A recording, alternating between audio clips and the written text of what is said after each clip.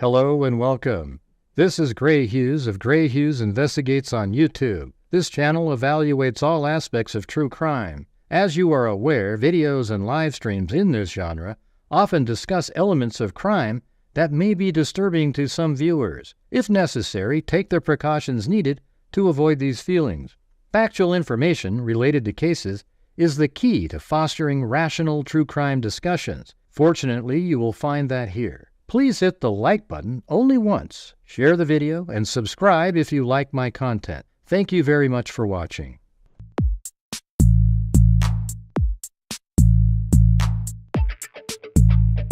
Huh? It's a house! 5 brain cells, 4 aren't working. We are all Richard Allen!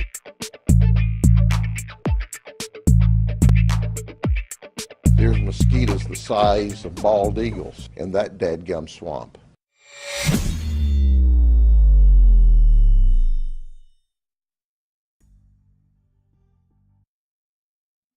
That was too low. Let's try that again. All right, here we go. And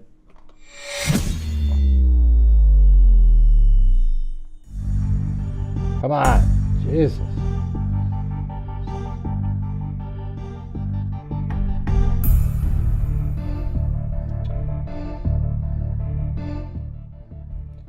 All right. Hey, look at that. 1 month for Kay Louise and Lisa Valenzuela 24.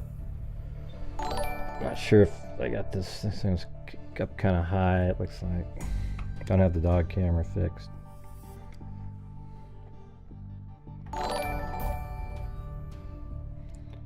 I see those little colors popping up and I was like, oh, they're getting the super chat started. But no. Blazers won tonight. Right after they lost a heartbreaker to the best team in the league yesterday. They beat the Philadelphia 76ers on the road by 9. They had a lot of points, 17 and 18 points.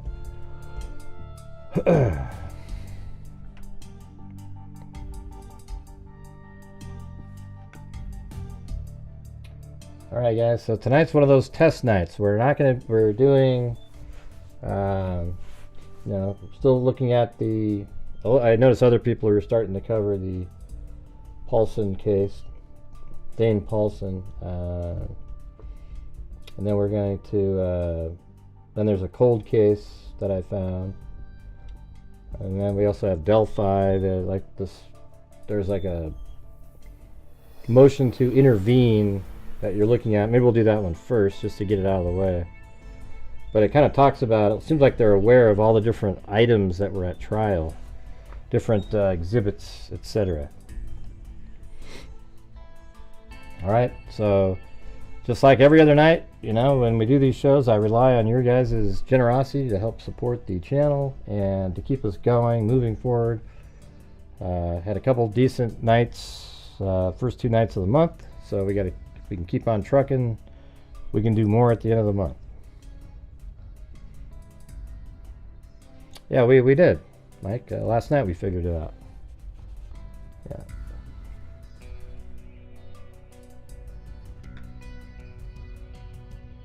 Remember, it was right here. That house. They even mentioned it in one of the the missing person flyer.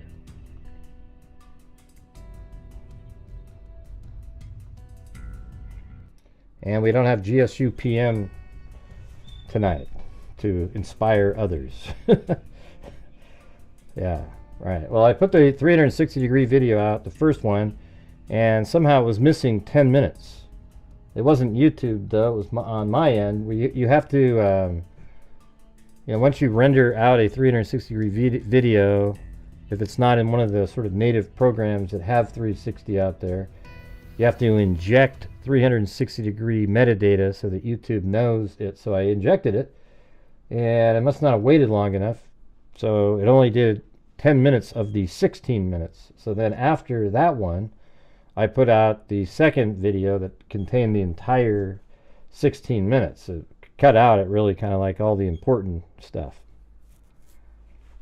So there you go.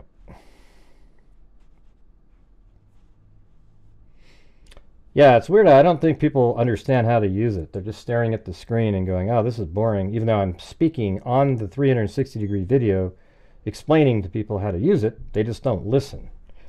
You know, it's really kind of simple stuff. Yeah. Now, if you want to send me the link there, Mike, that'd be good. All right, thanks, K-Me. Hi, freaks. Please hit that like button. Yeah, hit that like button. Not that it'll do any good. I don't have any of the popular cases mentioned in the title, so. Anyways, this is like a news outlet in the Delphi case regarding for ABC News, and they're mentioning all these different things, different items. So I thought it might be kind of interesting just to look at the, because the judge wanted specific exhibits. I can't believe they're actually asking for autopsy photos, though. I think that's a little tacky and lame. You know, you don't need to be asking for autopsy photographs. But this is Twist Media. I guess they work for ABC. Thanks, Alley Cake and Kami. So the first thing they want is the October 18th, or I guess, yeah, see, these are things that were at trial, I guess. So a drone video, a snapshot photo of the girls in the car. So this is probably on the opening statements. You know, the photo, I remember hearing about that. The photo of Abby. And then the snapshot photo of Abby crossing the Mononhigh Bridge. Then there's also the ones in the car. Then they want the map of the area, the drone footage taken in 2024, marked up copy of a map from Mullen and locations, photo of the crime scene from the Weber's side of the creek. Hey, thank you, Karen. Yeah, invisible. They are. I gotta get that camera running again. Well, I don't know. I guess I could. Gray and invisible pups. Hold on.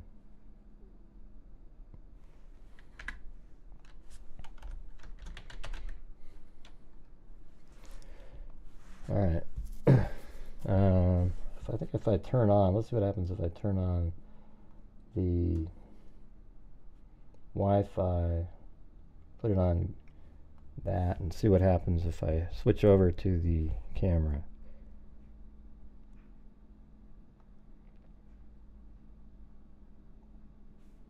No, it looks like it's still not doing anything. Oh, there you go. So they're right there. There's two of them sitting right there. I guess you guys haven't seen Chloe and Gracie for a long time. Maybe later.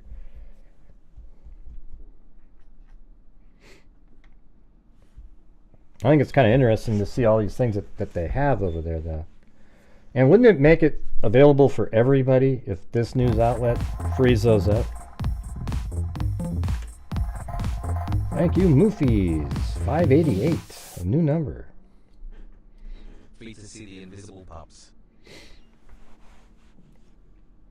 That's all they're worth to you? Drone footage taken. This is marked up copy of map. Photos of crime scene from Weber's side of the creek. So that's sort of an interesting thought. I've seen that before. And I was wondering, you know, it's sort of interesting that they want to show that, because what they're wanting to show you is that maybe you could see the crime scene from Weber's driveway, which is absolutely true. Like right here, when Weber was driving on his van, with his van right there, you can literally see the crime scene.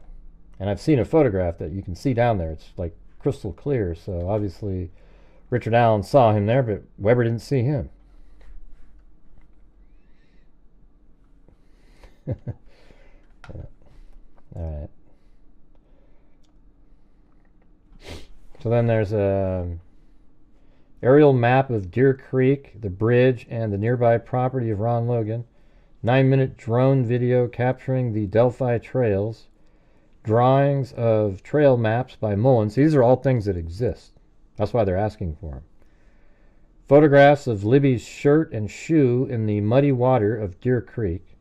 We've seen that. Approximately 5 photos of the ground covered in dry leaves, twigs, etc. with a disturbance, as though someone grabbed a rake and cleared all the leaves out of that spot. So that might be where, maybe that's where Libby was dragged a few feet. Photographs of the line of sight of the shirt and shoe from Giancola's perspective. Sight of the shirt and shoe. I think there was a shirt and shoe in the water. And Giancola, maybe that's the person who spotted, I don't know, spotted it. Aerial photograph showing the victims in the woods. Aerial photograph of the scene. So that's crazy, the aerial photograph seeing them. I don't know if they showed that at trial, though. Aerial photograph showing the victims in the woods. Aerial photograph of the scene. Aerial photographs of the girls' bodies. A close-up shot of Abby's neck injury and blood on the ground underneath Libby's foot and leg. Digital diagram prepared by... You guys, I think it's pretty interesting. What do you guys think? A digital diagram prepared by Page showing the location. I mean, it's kind of lame to ask for all these, you know, I don't know, especially like autopsy photos and things like that. A digital diagram prepared by Page showing the location where Libby and Abby's bodies were found with topography and landmarks. Photos. Page took, I guess, you know, someone named Page took showing crime scene tape, trees with girls' bodies barely visible in the distance. One of the photos showing the girls' bodies with black marks covering Libby's naked body. Photos Page took from a ladder, I guess that detective, with the creek in the background and girls' bodies from a higher view. So I remember hearing about those. So I'm kind of wondering if all of these are actually things that were at trial. I mean, like described. Photos showing bloodstain patterns on a tree. That address from... Yeah, we already know what the address is. We got it yesterday. In the Oregon case. We already got that yesterday. We didn't need it today. The aerial shot. Yeah, that'd be interesting. So they had 2 sexual assault kits, a bag containing black and white Nike size 10 collected from Deer Creek, bag containing a pair of Hollister jeans, waist 26, length 33, collected in Deer Creek. Report bag containing pair. No, that we just did that one. It says bag containing tie-dye shirt collected from Deer Creek. That's Libby's bag, and the first one I think those are Abby's jeans. I mean 26. I think that sounds about right. Bag with no boundaries, hoodie size medium collected from Deer Creek. That's the a gray no boundaries hoodie. That's the one that Kelsey let Abby wear. It's the gray one that you see in the photo of her on the bridge. Alright, but don't forget to help support the channel, guys, even though we're reading over this stuff. I know yesterday we sort of rallied at the end, but that makes for a stressful show. Let's see. And we got down here, a pair of underwear collected from Deer Creek. Black and purple sock collected from Deer Creek. I think those are probably Libby's. Report pink sock collected from Deer Creek.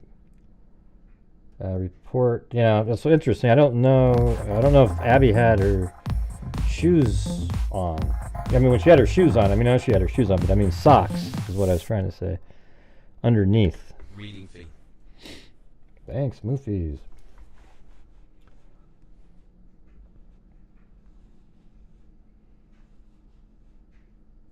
So, black and purple sock collected from Deer Creek. Pink sock collected from Deer Creek. Green headscarf collected from Deer Creek.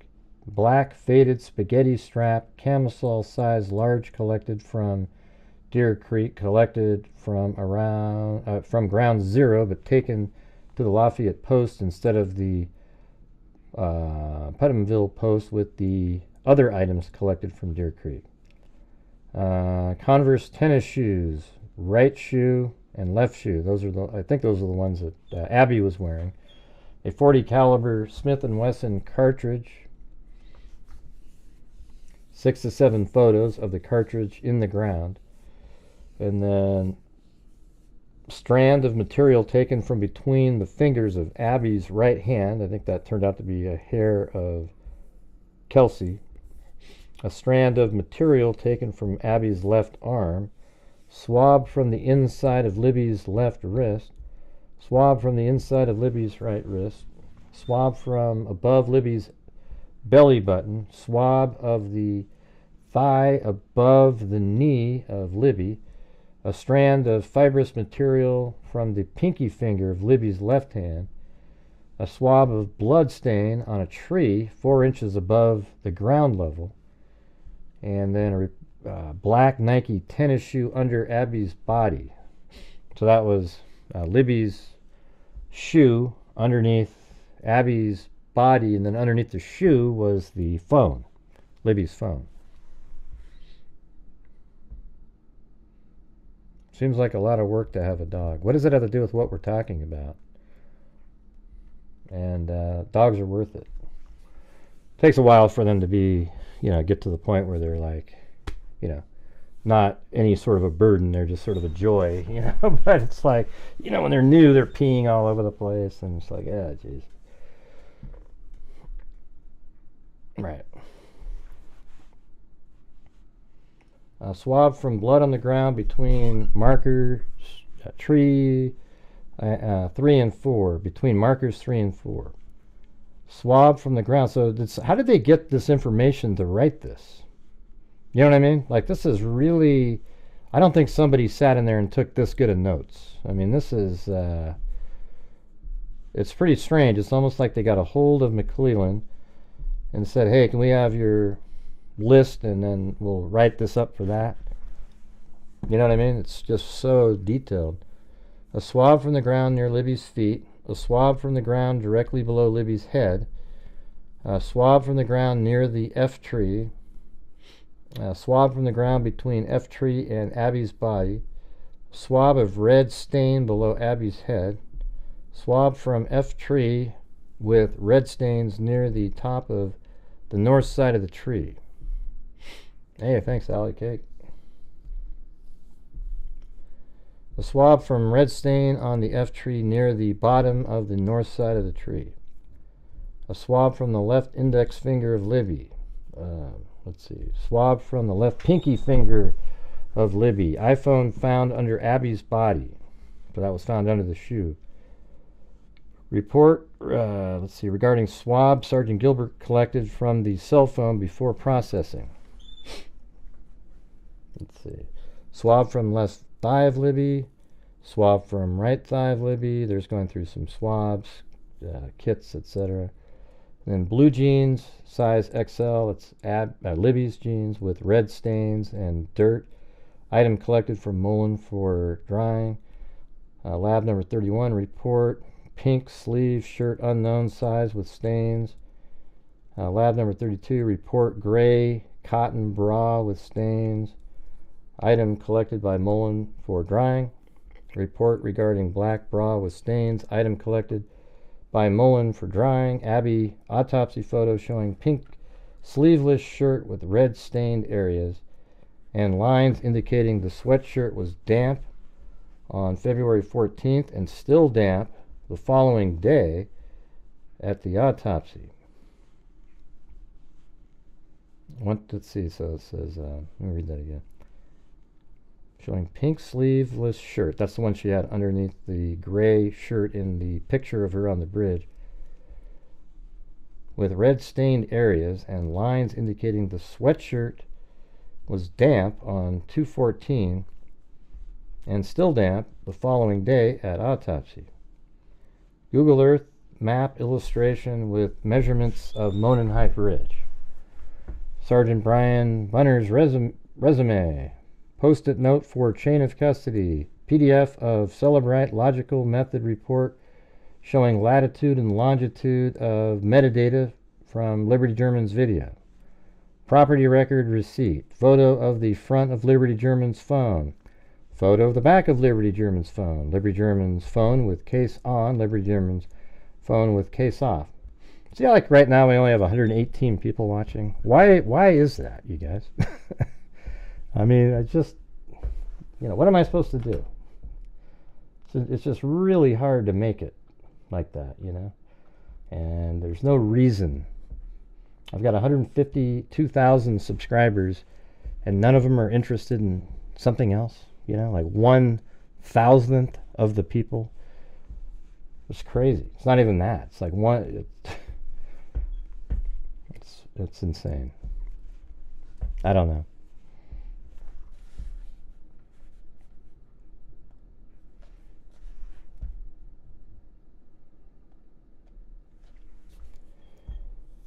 Google Earth map illustration with measurements. Then it says property record receipt. All the way down there, photo of Liberty German's phone. Yep, we already did that. Screenshot of a man behind Abby and Liberty German's video. Right, those are those still frames. Photo of Liberty German's settings showing estimate time zone. Celebrite map prepared by Bunner of the coordinates of metadata produced by the video on Liberty German's phone. I'd like to see that.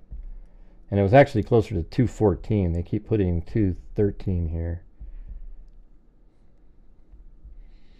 Second audio clip enhanced by Chapman.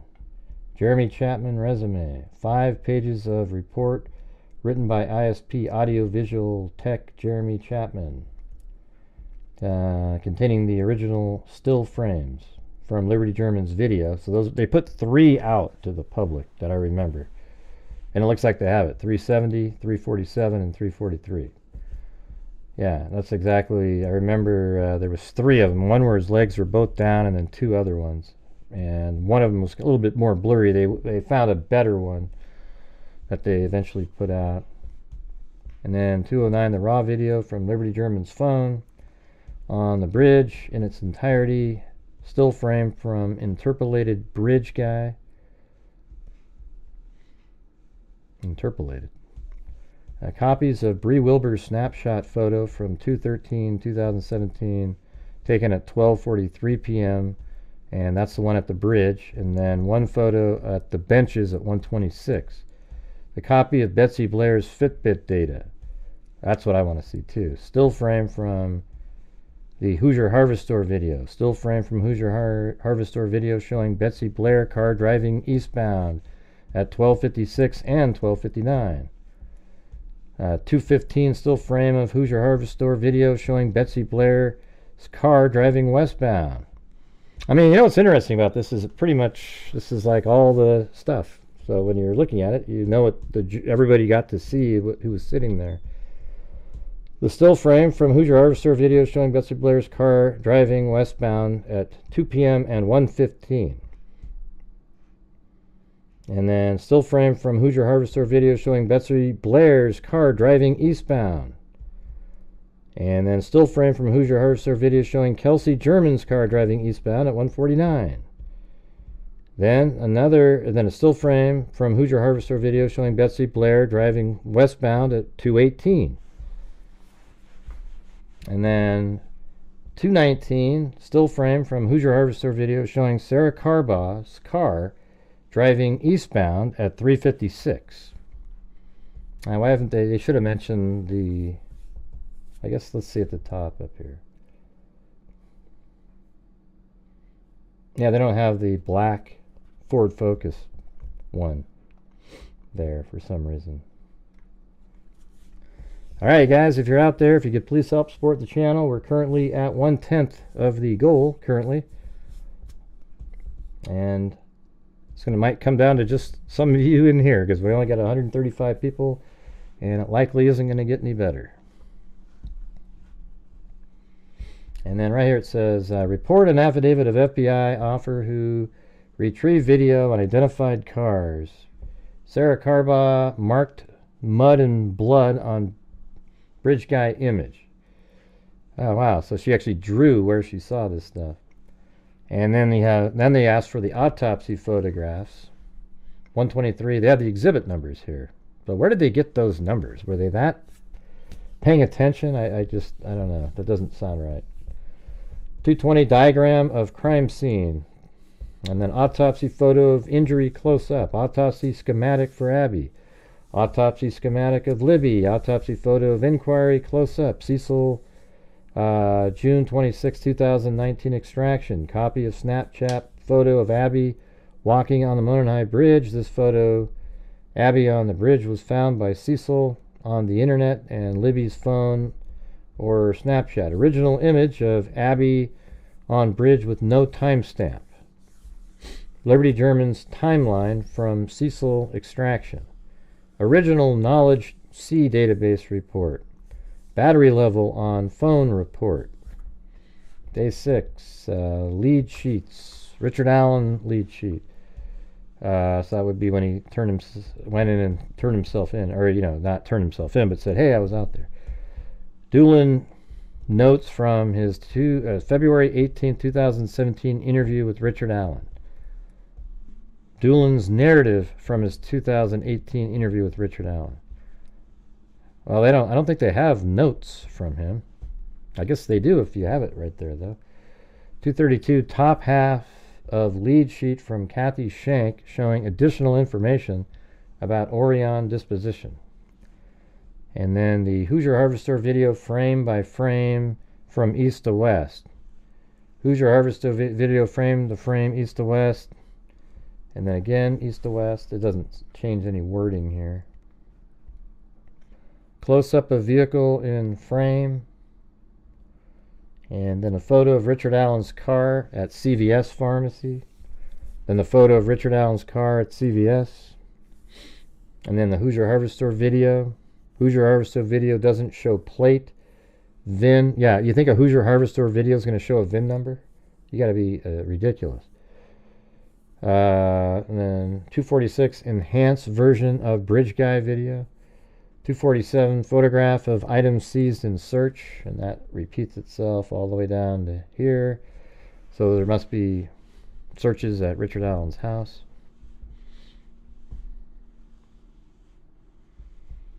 Surface area images of bullet comparison, admitted conditionally. And let's see, recording of the entire interview, October 26th. That's the one with Holman, between Holman and Richard Allen. And then day 9, report, autopsy, collected items.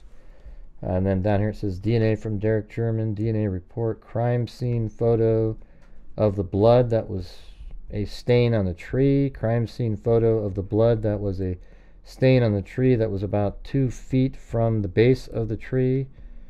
288, closer image of the crime scene photo of the blood that was a stain on the tree that was about 2 feet from the base of the tree with chemical reactants about 2 feet above the ground. That's probably the F, the quote F tree kind of blood diagram, I guess. Video of Richard Allen's October 26, 2023 interview. Richard Allen's request for an interview with the warden. A binder of Walla's notes for the following dates. Oh, and don't forget, everybody, I already have all these notes because me and Dr. Walla, we're good friends, and we talked for months and months and months and devised a plan where we would introduce a white van driving by and pretend that Richard Allen said it in a statement. Yeah. Did you hear what Gray said, everybody? He admitted it. He said it on the show that they were buddies for months. Oh.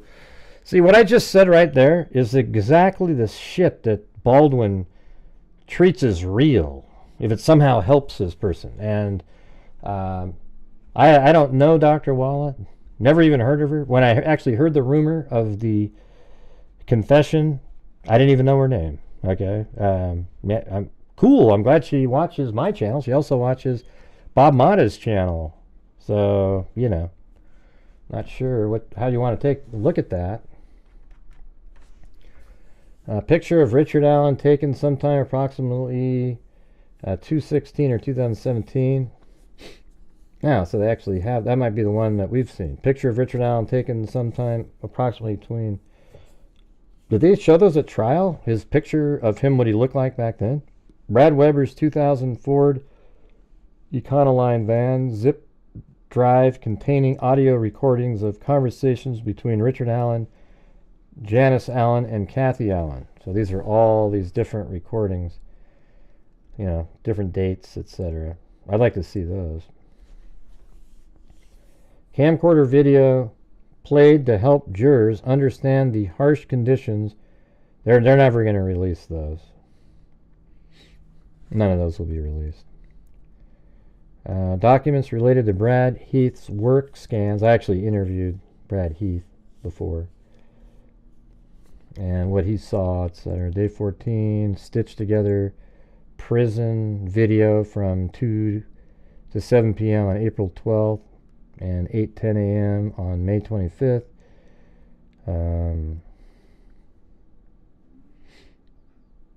Let's see. Not sure what any of that stuff is right there. Thumb drive of video in 5-minute chunks from hundreds of hours from a surveillance camera in Richard Allen's cell to show Richard Allen's life between November 2022, when he was sent to Westville, until later in 2023, when he was sent to Wabash Valley Correctional Facility. Keegan, or picture of, let's see, so I don't know what that is. Oh, I guess it's a KKK picture of Brad Weber, garage, taken on February 19, 2017, showing sticks and a large tree branch. Oh, yeah, so he must be the real killer then. No, anyways, so we're trying to get all these different items. So what's going on, everybody? We're gonna have another one of those nights, huh? It's just doesn't matter if I say, hey everybody, if you can help support the channel, that'd be great. It just stays the same. I always has to have somebody else, because when I say it,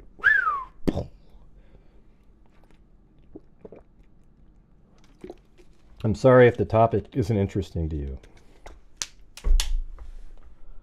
Let's see. Alright, so we're moving on to the... Hey, thanks Richard Watts.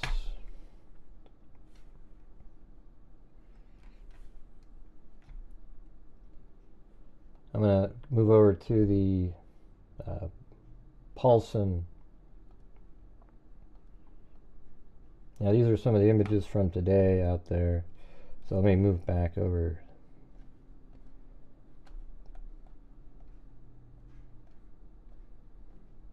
So it's right here.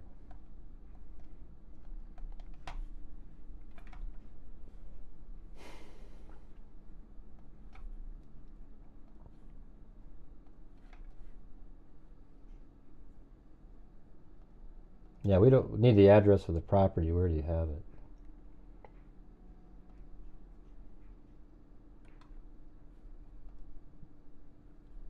Okay, that's a good picture there that Mike sent.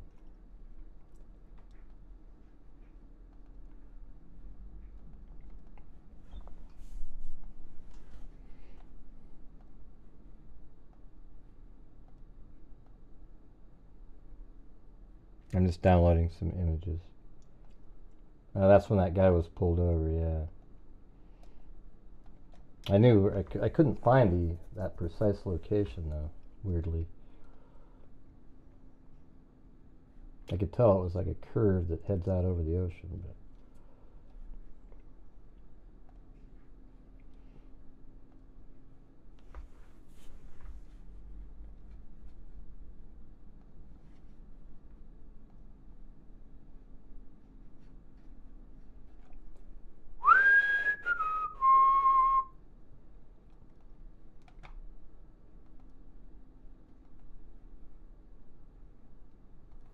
yeah, so here's one of the pictures right here.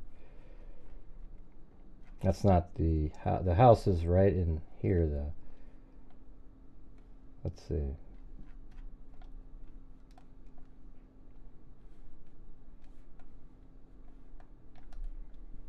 Yeah, so they're not even showing the actual house in this picture here. where the person's missing from. It's right back in here behind those trees. So this is the actual house right here that the child went missing from. This is probably where they're just kind of staging in this area, which is that right there. And then that image right here is when they were talking to the guy with that station wagon. Yeah, I wouldn't give up on that guy quite yet. I'm just saying it's, you know, and that's weird too, because you can see that's just a curve going around, and that's the ocean there. And this looks like maybe even a pull-off parking spot, but when you go out, the ocean's about 10 miles away from there, and there isn't really a ton of spots that look like that. So you got a picture, that's probably the highway here. So, you know, I don't think it could be something like up here. Yeah, see, there's trees all over the place, so it can't be that. And, you know, maybe, I guess that sort of looks pretty good there, to be honest with you. Yeah, that looks, let me see if I go to right there.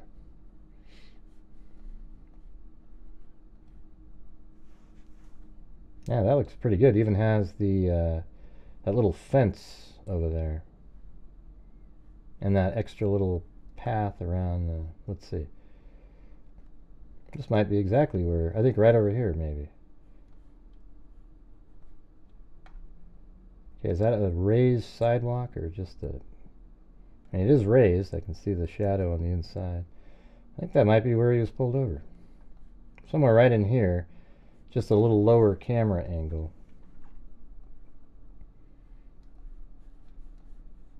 You know, perhaps even taken from over here.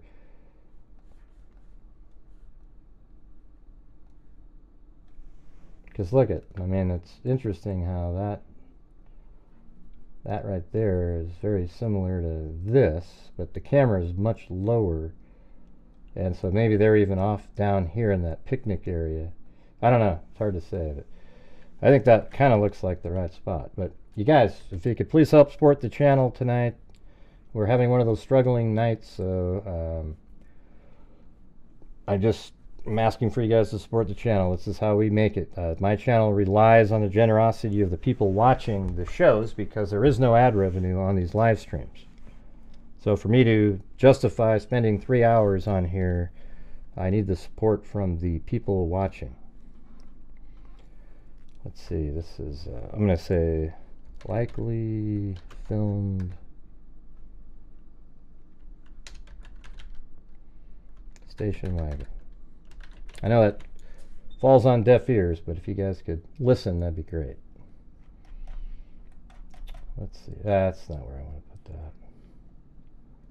I'm going to delete it. It needs to go all the way down into its correct folder. Right there.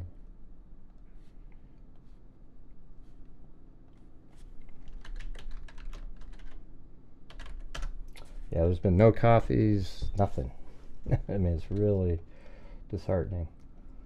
Alright, so this is where the home is, and then apparently it looks like right in that area, that looks right, because there's hardly any other spots where the, you know, like right there, that's not going to be right. I mean, I guess right there, maybe? Let's see.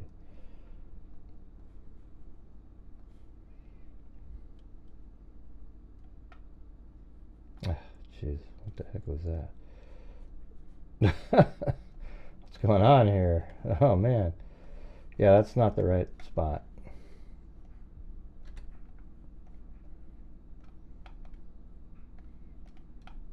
Yeah, I guess I got to check that one out now.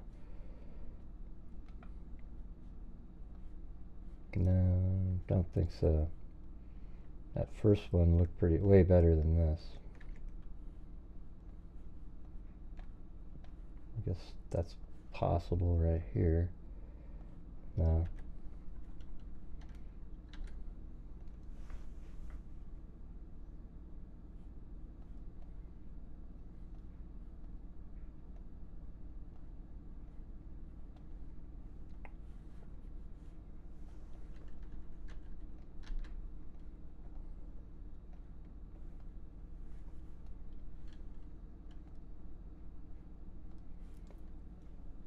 I'm going to close out of that and then open it back up again. Let's see.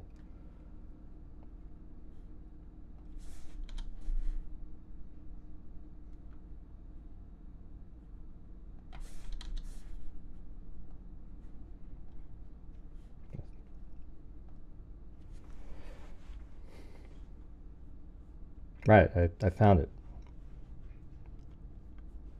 I know it was it. But I'm going to look at other ones just in case.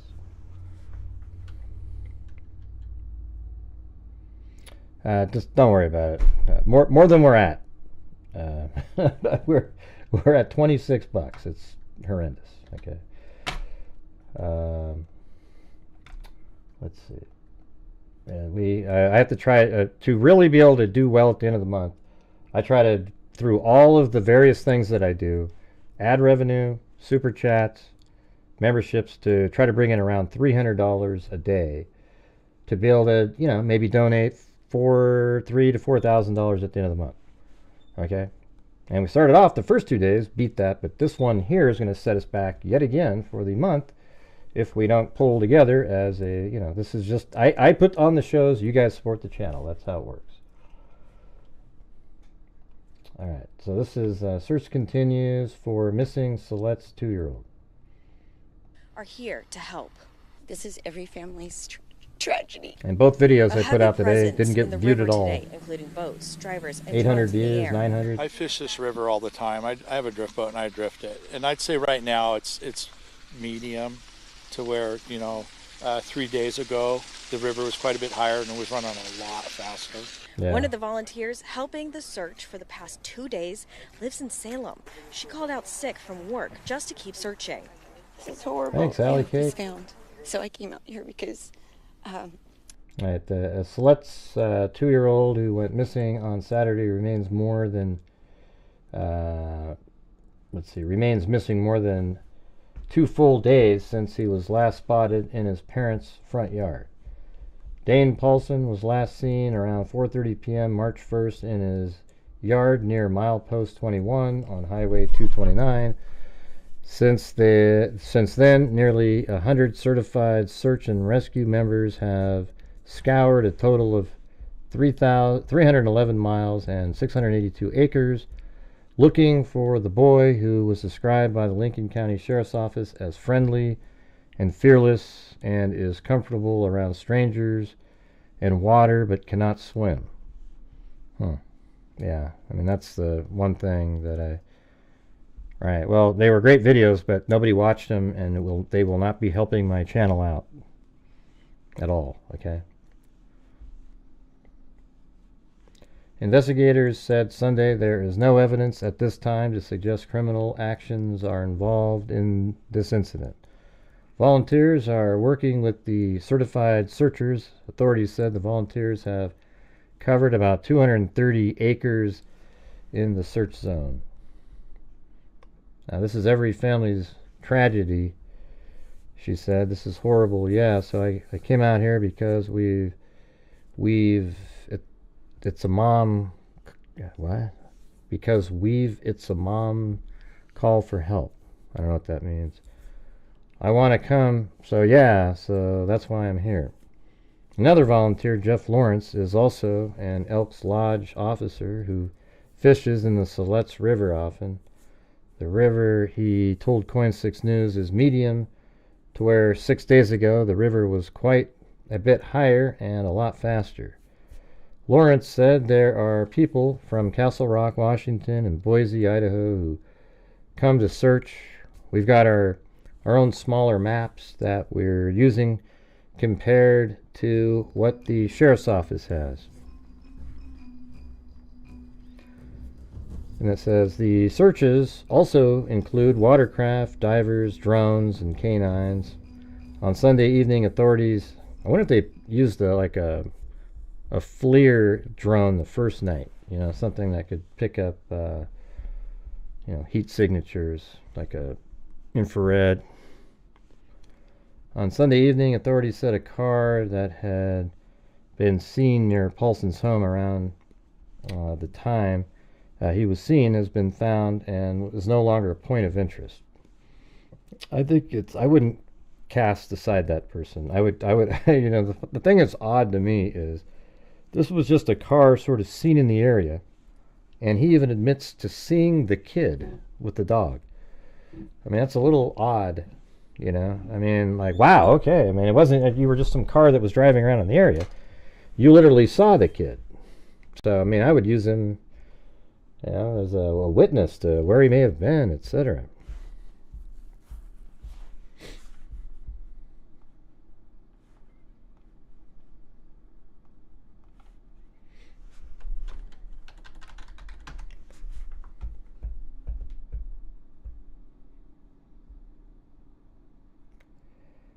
Let's see.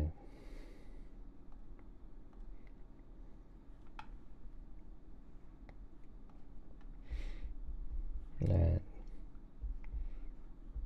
Move on to the next one.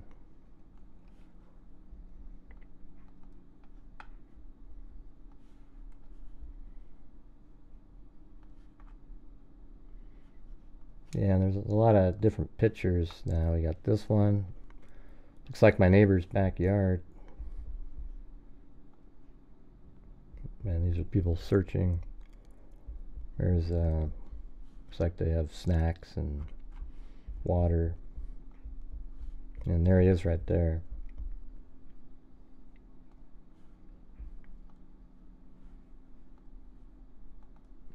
Yeah, you gonna eat those chicken wing?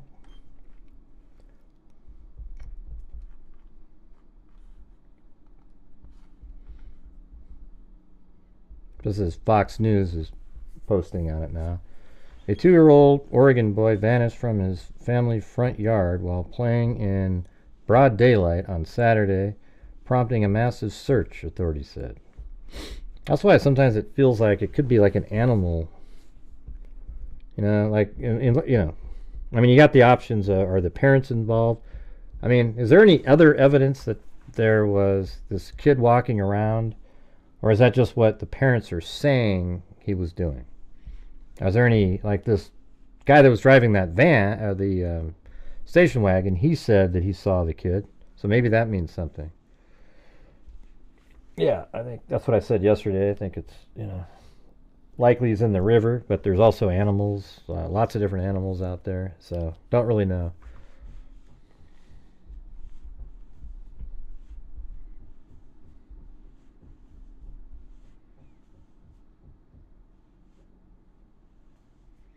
Hundreds of people have joined the search, including certified search and rescuers and sheriff posse and community volunteers. In the initial 24 hours of Dane's disappearance, the sheriff's office said the teams covered nearly 300 miles, but so far have yet to find any signs of the child. I mean, the river's so close to the house, as I was saying yesterday. It's like, you know, if the kid wandered off and he was grabbing a dog or something, you know, chasing the dog and wasn't paying attention. He's, you know, when you're 2, you're not very coordinated. And I mean, look where the river is. I mean, it's right there, you know, right in this area. I don't know if that's water. It's hard to make out in the, you know, because shadows look the same as water. So I think those might be just shadows and the river's right here. But either way, it's right next to the house. So, I mean, that's an option. And there's also heavily wooded areas just here where animals live. They could just come in and, I mean, especially like, I mean, I don't think it's very likely because it's really rare, you know. But, you know, you could have cougars, bears, and coyotes. And they actually come into Portland sometimes, the cougars do. So, you know, that's something to think about. I don't think it's the most likely, though.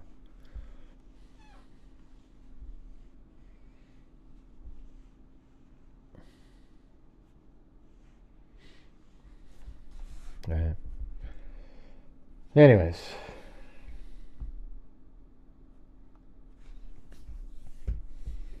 Hundreds of people have joined the search, including certified search and rescuers. Let's see. Investigators ruled out an unknown vehicle. Yeah, so at this point, if they're ruling out that vehicle, they really have nothing. It's just there was a boy there and he disappeared. And we know that the river flows in the direction of the ocean. So, I mean, oddly, it doesn't really start off like that. And if he fell in the water here, I thought it was interesting that they had him search over in this direction. If he was over here, so do they think he wandered over there? Do they have video evidence that shows that he made it over here? But either way, if he went into the water runs this direction, and so all these little meandering far banks, if there's any brush or something, he gets stuck on those. But eventually, meanders all the way around. See, what I was telling you guys yesterday, see this right here? At some point, see how that bank is being eroded away in this bank, and see this right here? At some point, this is going to connect to this, probably in 1,000 years. This will connect to that, and this whole thing over here will not be a river anymore, because the water will just flow like from here straight across. And then there'll be more pressure on this bank, and then eventually in 100,000, whatever many years, this over here might meet over there somewhere with this one.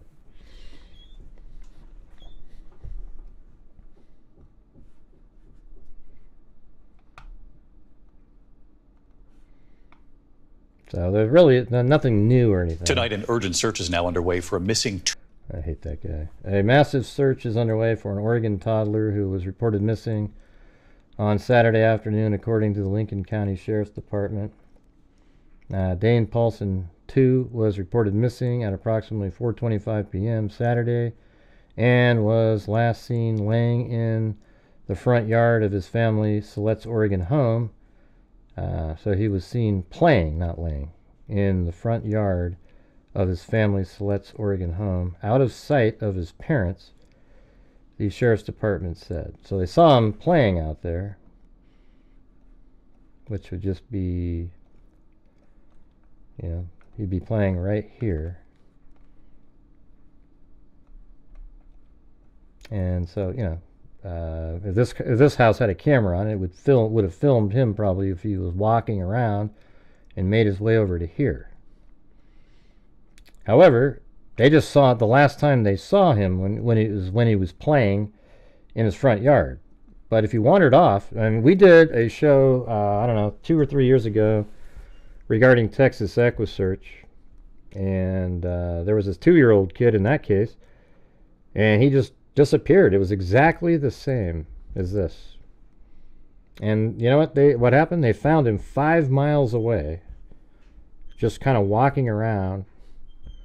It's amazing. A 2 or 3 year old kid, I think he was only 2 though, wandered off for like 5 miles.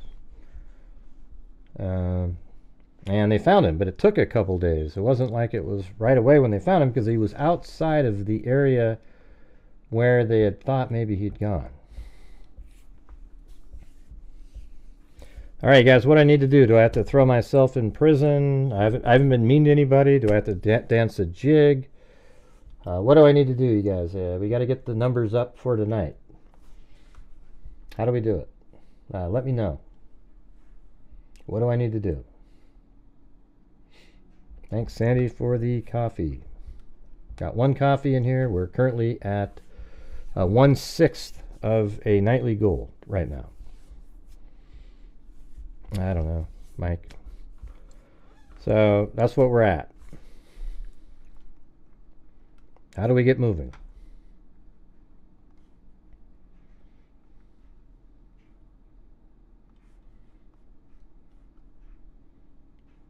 This is what we were showing yesterday. So if the kid walked over in this area, you'd see him, but that's way back there. I don't know the song of my people.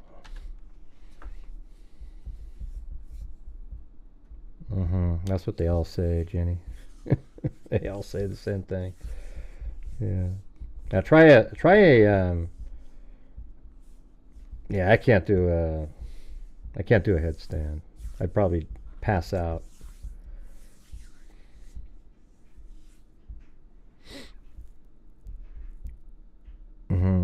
I'll try a coffee then, Jenny. Maybe that'll work. Yeah, do this one right here. We can do that instead. Alright, so there's the buy me a coffee. Plus I'll get to send... Oh, there you go, right there. Okay. This is one of those test nights, though, where when you realize if you're not covering again with any promise of covering anything, that's a big case. Oh boy, that's cold as ice. I would walk to the river and work out across the water. Rather, two weren't so quick to jump in strange water. Or what? I don't know what that means.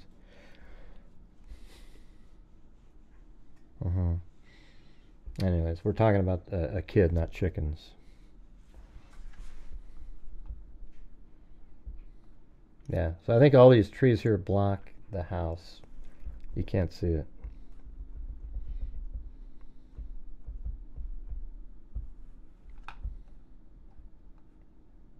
And this is where they had people search yesterday, over here and over here. So I think they wanted to keep searchers, the people, regular people, not the ones that they bring in, from searching over in these areas. But the water flows this way, so if he fell in the water, I don't understand the search over here unless they have proof that they saw him walking this way. You know, maybe on a camera at this house, something like that.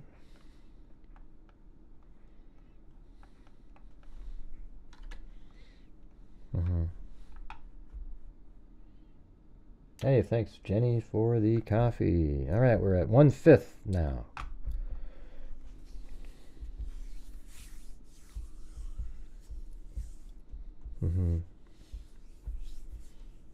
Your fish.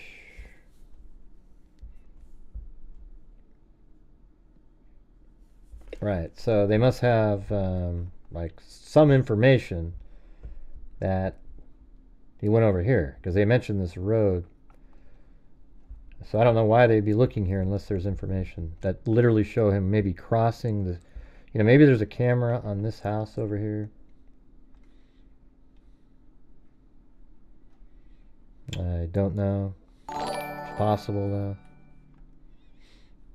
Hey, welcome, the minds behind true crime. Let's see. I mean, maybe there's a camera on this house. I don't know. That maybe filmed the kid walking and they could see that it maybe kind of continued on.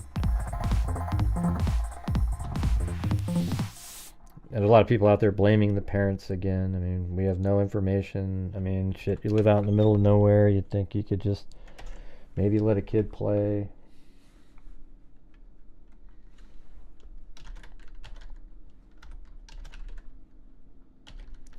Thank you, Karen. Yeah, what was Jenny's name up there? It was Jenny. It was kind of a Jenny and the summer day. Okay. And by the way, I sent off all the notebook packages. There's like 17 of them. A lot of them were just won by people. But if you want to buy one, it's $30. You get the notebook, the pen, the stress ball, and a poker chip. So I sent those all off today. Hopefully they'll start arriving in various places.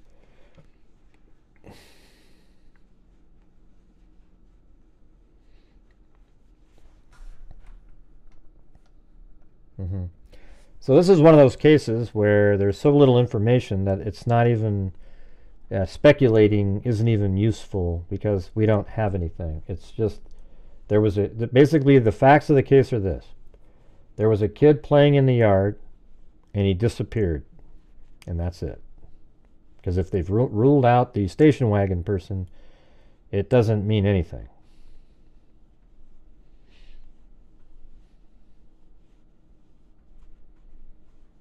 Right. Yeah, I mean, it's like all those cases. Remember the one in... Remember that one we did a couple years ago, and Texas EquuSearch is the one that found the kid, but he was 5 miles away and he was 2 years old.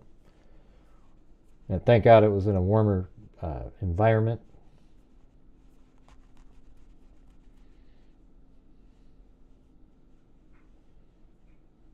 Well, where's his...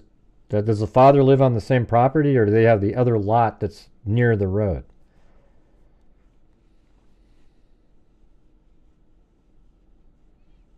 So maybe it's just somewhere else on the property, I guess. Let's see.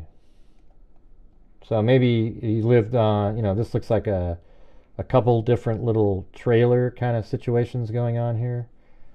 So maybe he lived in one of these places and then they're playing in the front yard and then they go in there and then boom, gone. And I actually think if a kid was grabbed by an animal, a kid would scream immediately. Unless it was like a cougar who went straight for the neck right off the bat and there was no time to scream. So, I don't know. I think that's always the most less likely. I almost never, when people go, hey, maybe it was wild animals, they say it in every case. This is one, though, given where it is in Oregon, where, I live in Oregon, and we have cougars, bears, and coyotes that come near where I live. And the thing is I live in the city, basically.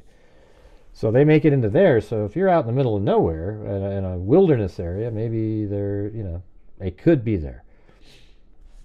I don't know. I'm just throwing it out there as an option. Yeah, so we have that one. Yeah, Summer Wells is, kind of similar, like you said. Except she was older. And, again, it's just one of those cases where somebody disappeared. And that's all we got. There's nothing else to go on here. All right, so I think I'm going to move on to the cold case. So if you get really bored with that one, I'm taking a chance here doing it because I know that's where I get the least support is when I'm covering the cold cases. So when I do that, hopefully you guys think about that and still help support the channel even when we're doing that. Yeah, it's just what it is, Mike. I don't have any more to offer, All right, so let's see.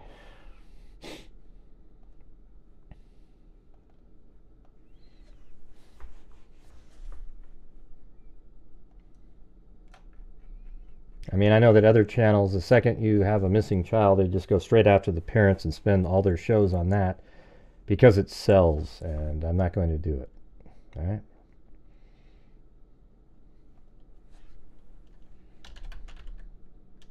And believe it or not, like these idiots out there, when I made the 360-degree video that says Dylan Mortensen heard everything, there's idiots in the comment. They go, how can you blame Dylan?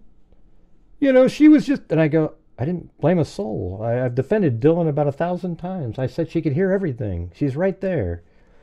What does it mean? You guys, people's brains don't work very well. Just malfunction like 90% of the time. Just absolutely mindless people. Assuming that something means something and go on a huge rant on it.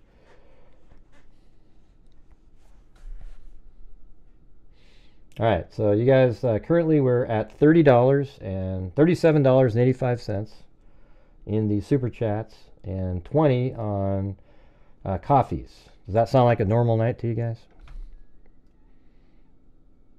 Yeah, maybe went in the water. That's kind of that's the most likely thing.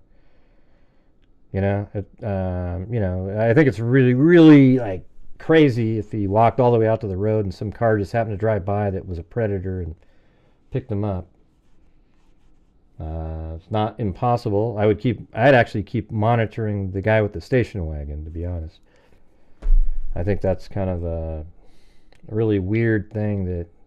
See, there must be a camera, you guys, that is here to have seen the station wagon that happened to be driving in the area near the time he went missing.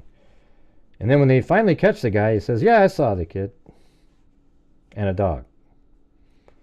Wow. That's amazing that he would admit something like that. Or the timing. What are the odds of that? So it wasn't just a car that somebody thought they saw in the area. It looked kind of like this. It turns out the guy literally saw the kid. Who, when you say she saw it herself, what does that mean? Who's she?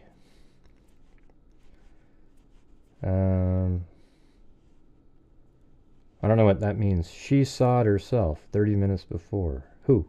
The mom?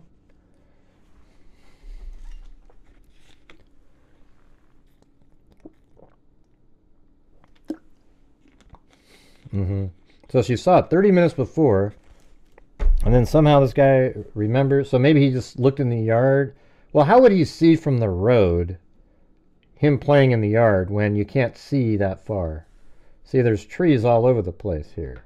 In fact, even the one that from now, how would you see from this road a kid playing in this yard over here? That's out of sight. See these trees right here? The house that the parents lived at is off camera here. It's right here is the yard, right down here at the bottom. Behind. How would somebody driving over here see that kid? Can anybody answer that question? All right, Michelle H is trying for a wave. All right, is there a chance that the rest of the freaks out there that like the content that I do on this show to allow me to keep doing these shows, are you guys going to jump on that? Yeah, it's right next to the water.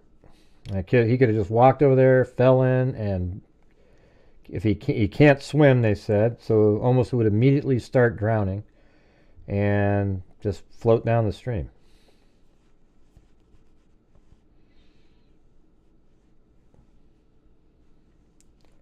And knowing there was a kid there, I don't see how you could see a kid.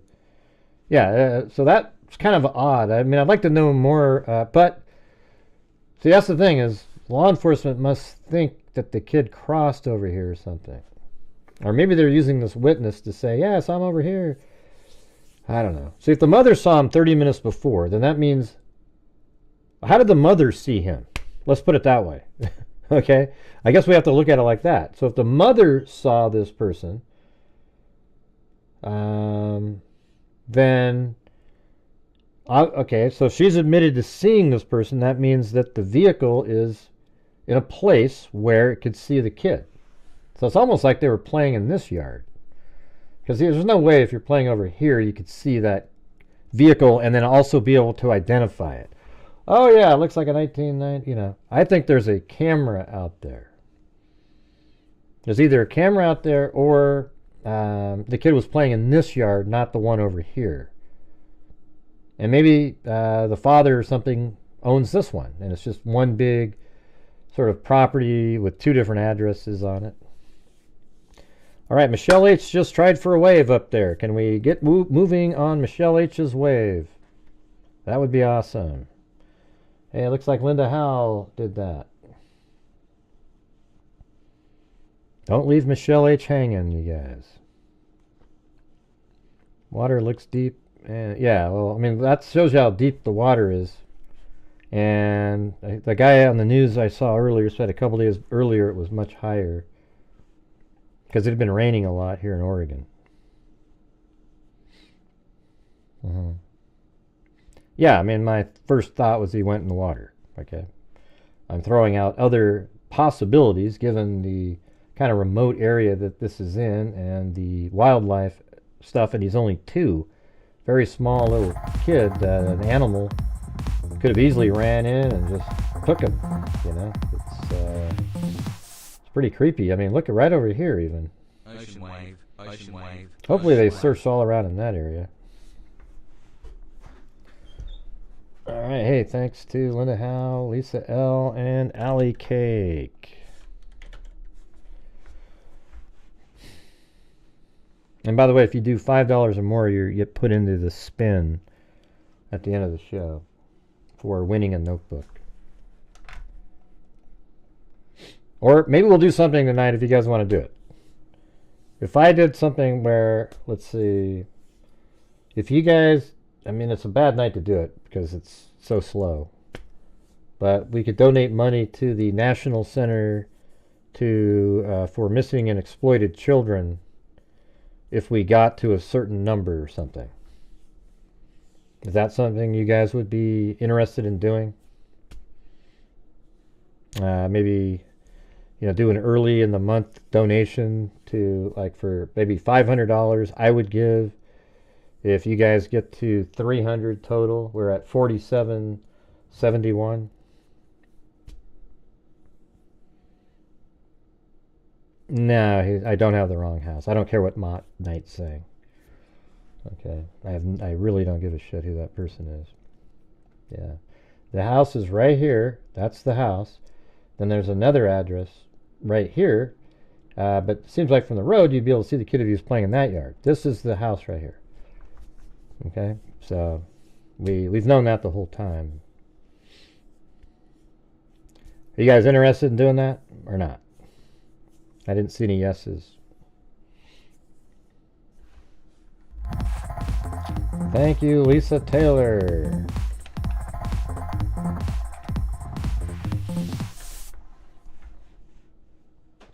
I'll take that as a no.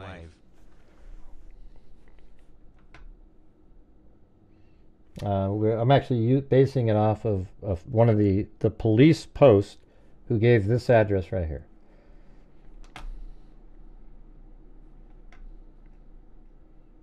Come on, Karen. Why do you always listen to these people that randomly pop in? I know what I'm doing.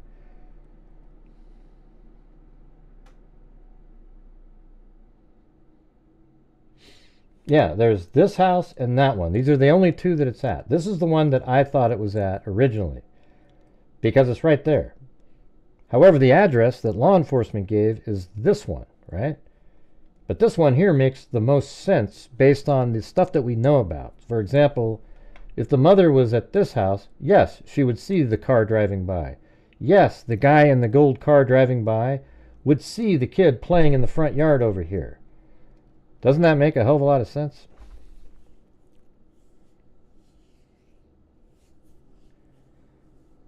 Yeah, I don't know what it is. I'm just saying there's two different addresses. This has its own address, and this has an address. The police gave this address. I originally thought it was this one, and I sent Zozo that, but she had correctly had the address that the police gave out as this one, right? This house here, however, matches the logical house for the information that we've gotten. Like, how in the hell would the mother, if it was this house, be able to see this car driving by over here when it's completely blocked by trees? I don't know, there's a thing here, there's different places the dad could live. I mean, look right here, there's another trailer off to the side. I think you can actually see that. I mean, it is very similar to Summer Wells' case. All right, do you guys want to try to do that or not? I've asked the question twice now. Do you guys want to try to do, if the chat does 300, I'll donate $500 to Nick Mac, and I'll be taking a $300 loss on the show, okay? Do you guys want to do that? I think I can see that little trailer right there.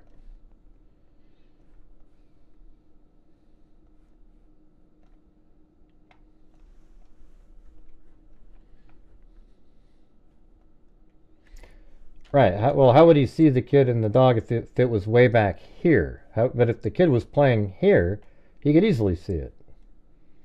You know, let's say he's driving by right there, and there's a dog right here with the kid. I think they need to keep their eyes on that person with that vehicle.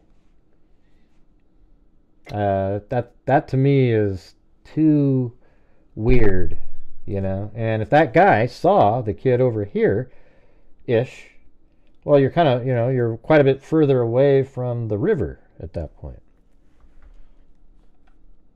Okay, so if I do it, though, I mean, when do we get started on it? Because we're still all the way down at a low level. So we're going to need an extra $250 from right now. Can you guys do it? Yeah, it sounds great. Sounds great, but we need $250 more, and I'll do it. I'll tell you what, I'll send $500 to the National Center for Missing and Exploited Children if you guys get to 300. If you don't get to 300, that I'm not sending 500 to the National Center for Missing and Exploited Children. What do you mean, what are you doing?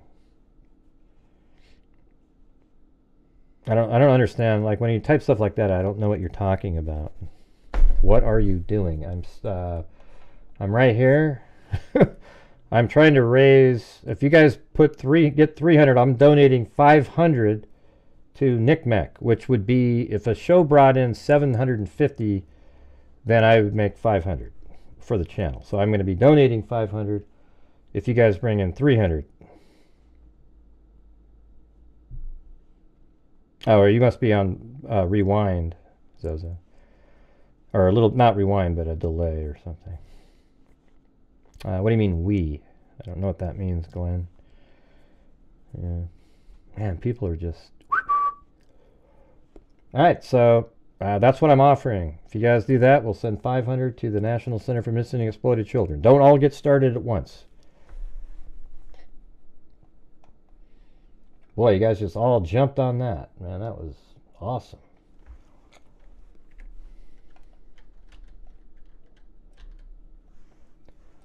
Let's see. Yeah. And, well, it's sort of interesting because this picture here doesn't show the house that has the address that the cops gave out. So, is this actually the house that they're talking about? I mean, there's people hanging out in the yard, and I feel like I'm just going with that. It feels like that's it. Chewbacca? I'll do Chewbacca if you want me to. Hey, thanks, Moofies and Lisa Taylor. Awesome. There you go.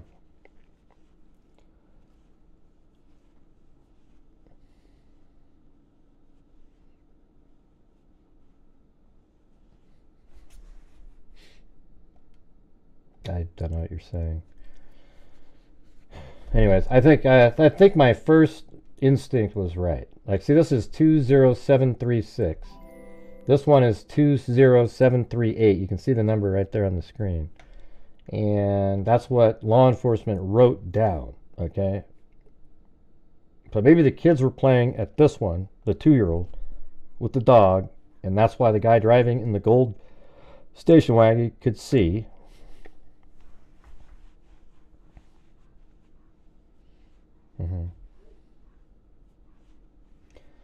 All right, we need 226 more.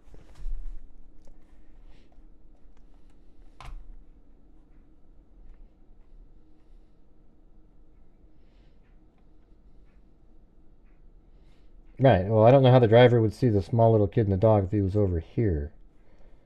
So I'm going to just go with that's the house. Or maybe I'll just change something, and I'm just going to put the kid was playing over here. I don't know for certain, but... Or let's see. Dane playing here. Yeah, somewhere around in this area. That's the front yard. Alright, let's leave it at that.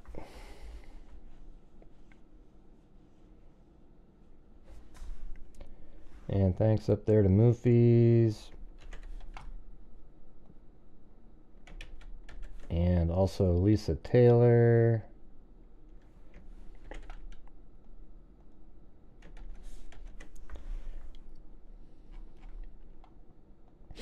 Have you heard anything else out there, Zozo? On some of the chats?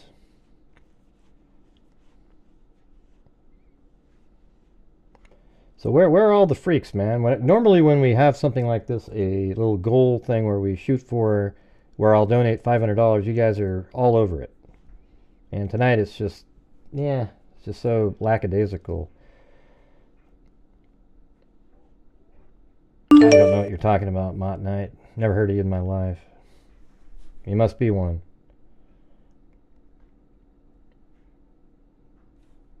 Nobody called you an idiot. Yeah, well, I called you an idiot a minute ago. I said, you're saying that this house here isn't right. That's the address that the cops gave out. I've said it was this one here, But then I was forced to go to here because the cops put that out. Okay, so we don't know if you're right or not, but you're also a troll, so I'm going to get rid of you. See you later. Have a good one. Let's see. I don't normally have much of an issue with it, but I sit sideways on my couch. What's that got to do with what we're talking about? Hey, we got Kate on the coffee there. All right.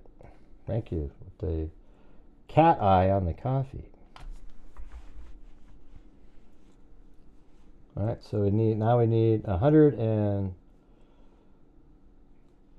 like 180 at this point.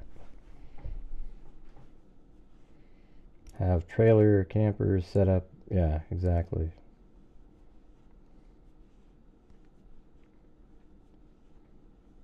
Yeah, I'm just going with what law enforcement said. It's this one, but this is the house that makes sense, and that's the house that I originally said it was. See, when I put possible home, I switched that from home to possible home after law enforcement gave, so I didn't give up on that one, even though they gave this address.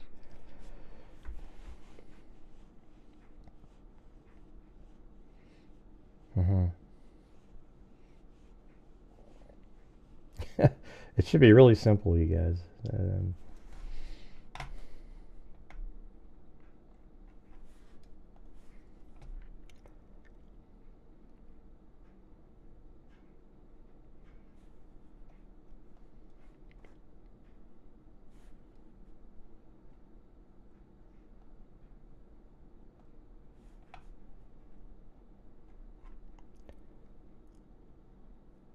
Let's see. Yeah, thanks, Chicken Wing. Right, so now that we're stuck here, there's really, what else do we go with? I mean, I'm going with this house here based on, law enforcement said it's this one. This house here, though, makes more sense given all the other information that we know of. That they were playing in the front yard. The mother saw the gold station wagon, which is impossible to see from this property, the one that the police gave out. Yeah, well, the cops gave out the other address, Mott Night, and so we don't need you whining in here. Hey, thanks, Lisa Taylor and Karen. All right.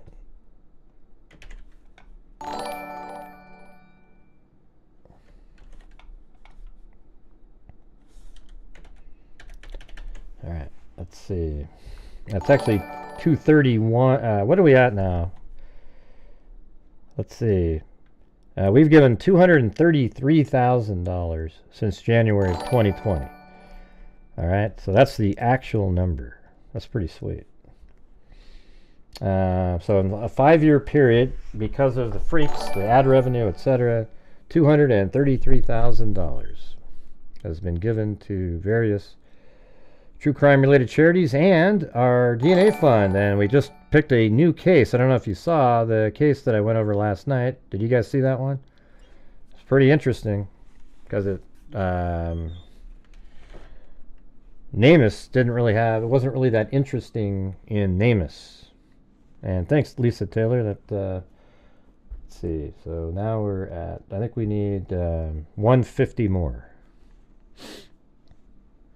Yeah, so the it was in NamUs and it was just really watered down, but when we started looking into it, it's a crazy case. And they feel like they're going to be able to, I guess Colleen and them have been working on it for a year and just struggling to find DNA, and they were wondering if we wanted to pay for the genealogy portion of it, and I was like, hell yeah, we're going to do it. So it should be pretty interesting.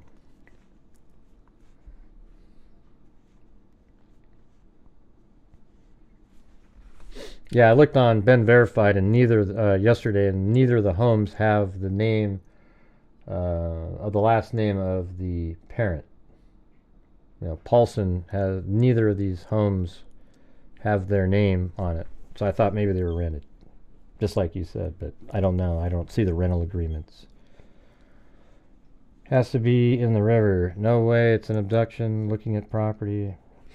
Yeah, well, it could be an abduction if it's the first property and the kid got really close to the road. I think it's interesting if the mother saw the gold station wagon 30 minutes different, a different time, then and then somehow that guy, so I guess when that guy drove by, he saw the kid in the yard too, playing with the dog. So if he went in the water, it'd be over here. But interestingly, the police are searching, went searching down this road here. So do they have evidence that the child crossed and started walking this direction? Dane. What about Jackson? I don't know what that means. Let's see. Has to be in the river.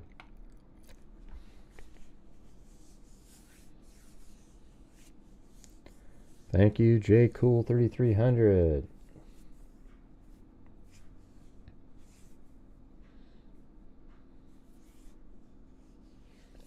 I believe her family owns the property. Yeah, maybe. They have different names. Maybe her parents have a different name.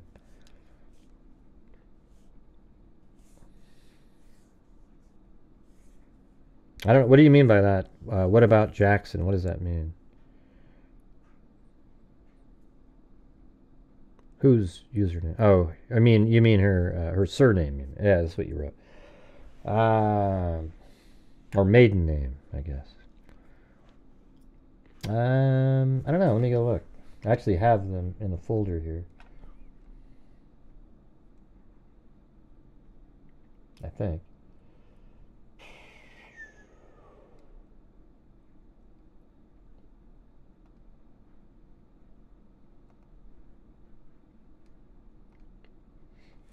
God dang it.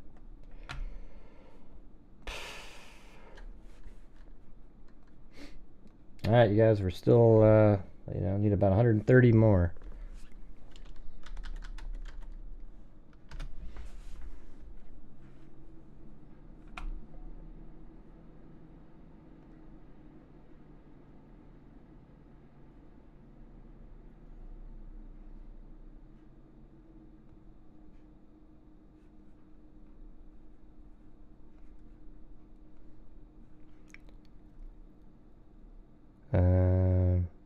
Wasn't it Appling?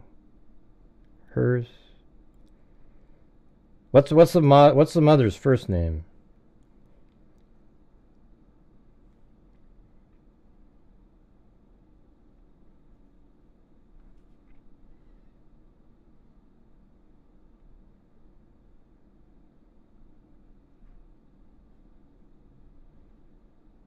Ah, man, I don't know. Oh, that's right. It was something like Cha or something, right? On Facebook.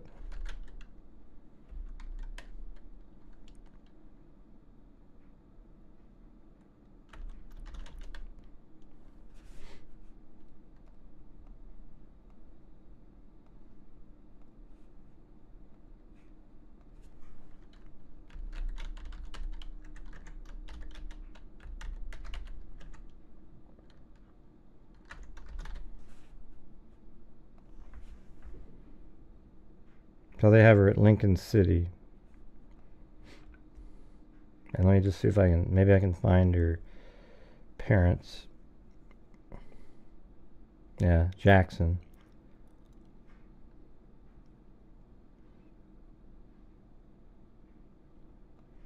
Let's see, I'm going to go with the relatives.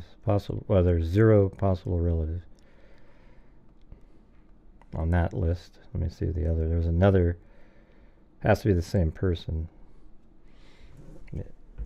This might have more information. Same town, same name. I mean, how many Shamits do you know? Now, this one has 20 relatives. So Aaron Paulsen, that's the husband, right?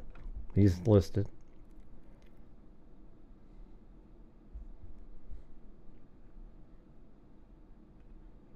A lot of deceased people in here.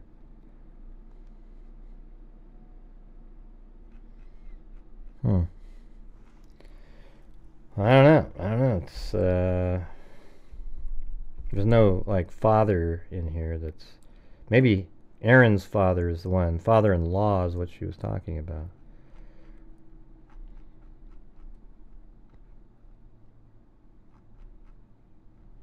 Think that's it?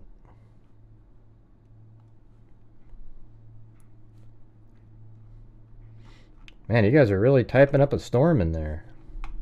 It's really encouraging for me. It's awesome.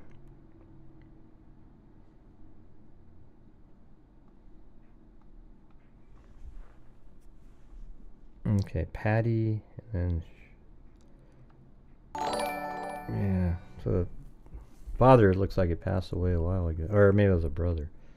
So maybe Alan then? No, that guy lives in Washington. I don't know, man. You know, they're not even. None of them are even listed on this property here. And oh yeah, that's what I was doing. Hold on, let me look at that again. I did a property search the other day, so let me go back to that. Yeah, right here. Okay, so this is what I was doing. The property search, and then possible owners were the Gordons. Now they have the, and then there's also possible residents or Carlson, Gordon, you know, names like that going back. Let me do the other address though. Thanks, Michelle H, for gifting a membership. Now we're at 125 to go. 125 to go.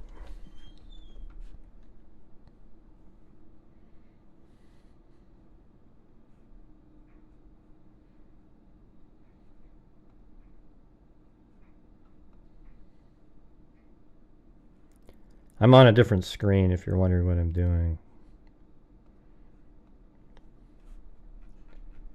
And that was 20736.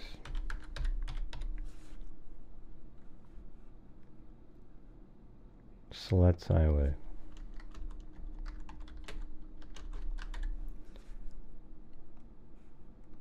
Okay, here we go.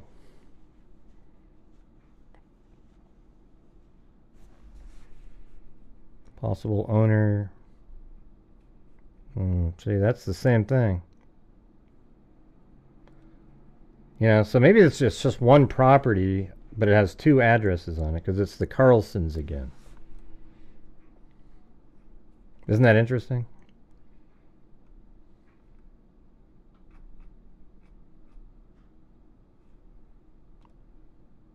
And those are residents. The owner is Gordon. So the same owner owns 20736 and 20738. All right. So they might be recent renters, the two, the parents, right? Hey, thanks, Karen. So I think we're at, what is it? 117 or something to go. 117 to go, and I'll donate $500 to National Center for Missing and Exploited Children. We'll do it right here live. Thanks, Moofies and Karen. Ocean Wave, Ocean 112. Wave, Ocean Wave. Come on, folks. It's for a good cause. Help missing and exploited kids. Yeah. Yeah, it's just one of those nights when you have the bigger, like, you know, and somebody sends in like the, you know, the cat eye donations. Those are what get you right to the place where you can get to the goal quick. But everybody together makes the same thing. It's just it goes slower sometimes.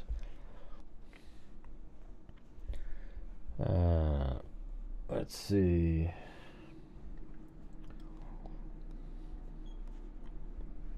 So where are you guys leaning on this? Do you think you went in the water? Okay, let me do a poll here.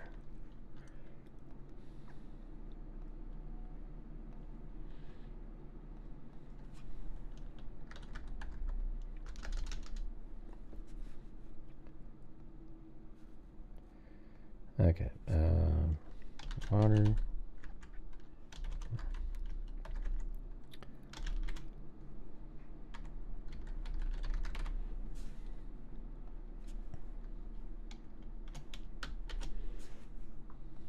Alright. There we go. These are like really the only, I guess you could say, you know, I don't want to put the, you know, the parents did something option in there. I don't think that in this case. Because if they saw the kid playing by himself in the yard, that sort of indicates that he was, you know, doing okay, things were fine.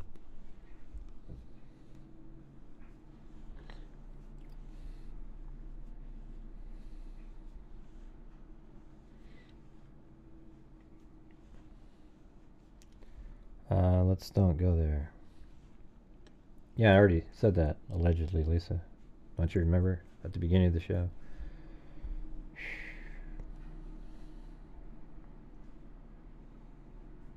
Yeah, I already know about that. Hi, everyone.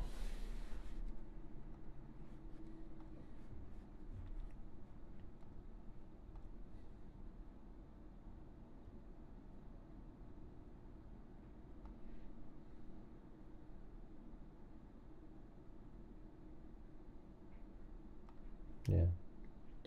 I have both their Facebook pages.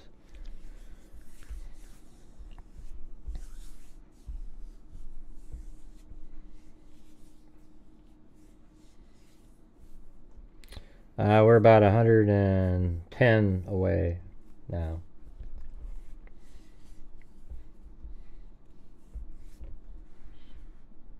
Oh, water, river, you know. Do you want me to change it to the word river?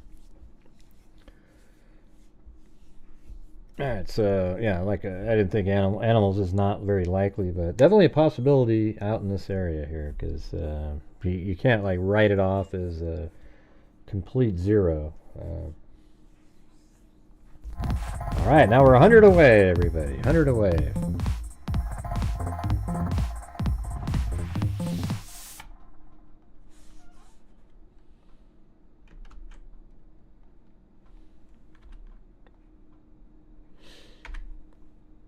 I wonder if I should... I think of going out there, but it's like, I don't want to get in the way of people. Feels kind of intimate out there. Just sort of pull up and go, hey, everybody. I mean, it'd be interesting just to get a look of what it looks like. You know, I guess what I could do is, I mean, I could drive out here and park over here or something, and then maybe fly a drone up in the air and then have it go down this direction and fly all along the river, something like that. I don't know. I could even go from here to there.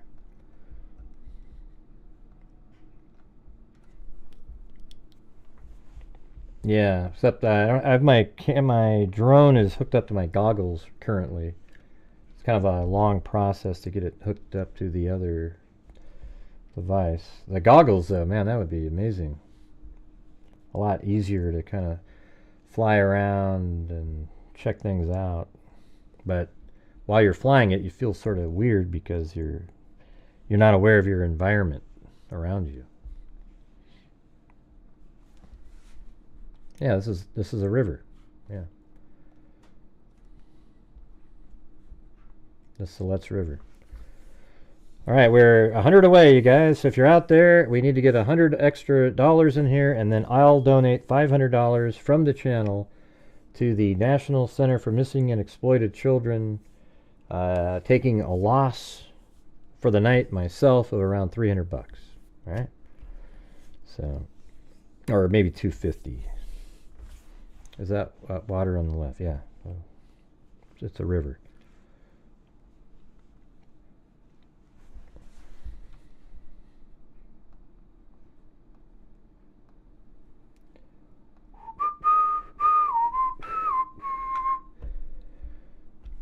I don't know. I haven't heard anything about the dogs. You'd think that they would get dogs out there immediately and they'd start, trying to figure out if they can locate where he was last. And you know what? Maybe that's where the dog scented to, and that's why they went over here. Maybe that's why they went down this road over here. Because the dog scented, maybe. I mean, what a creepy looking road that is, though. Jeez.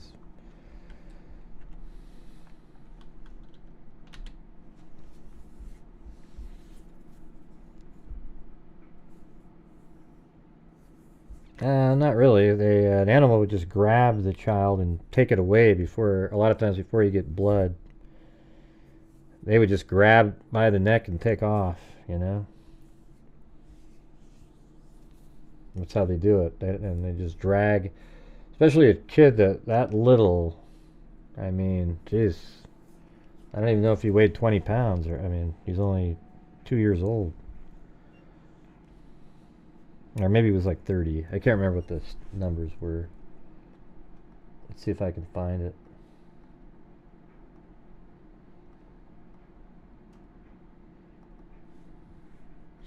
Yeah, see right there? They have 20738. This was put out there by, let's just says the missing aware.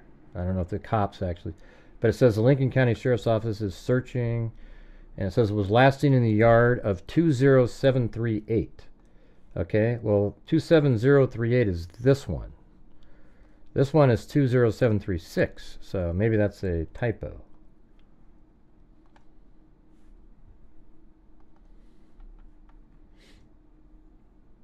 Yeah, I guess 50 pounds sounds about right. They have 45 pounds right here in this one.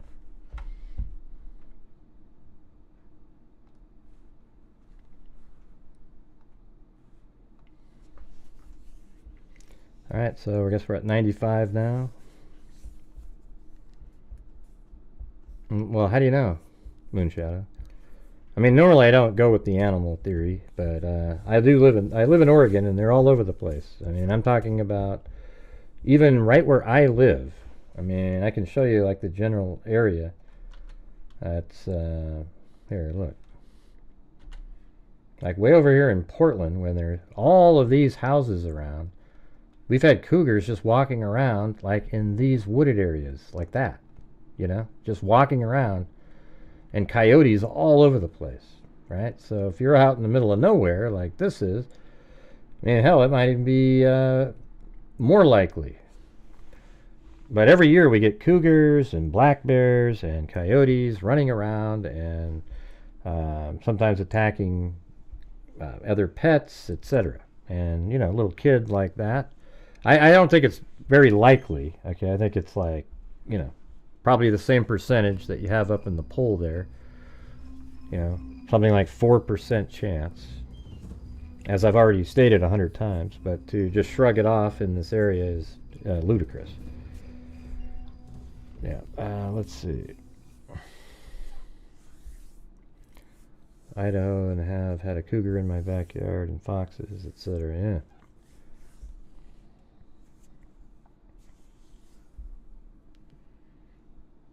Right, so if they say they live at 20738, then that's this one back here. So how in the hell did she see that? Now, is the dad living in this one?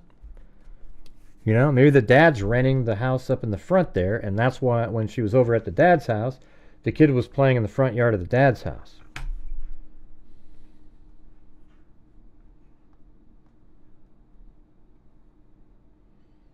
Okay, we got another coffee in here. So that I think we need 85 more, you guys. So it's up to you guys. If we get 85 more, then we do the 500 to the National Center for Missing and Exploited Children.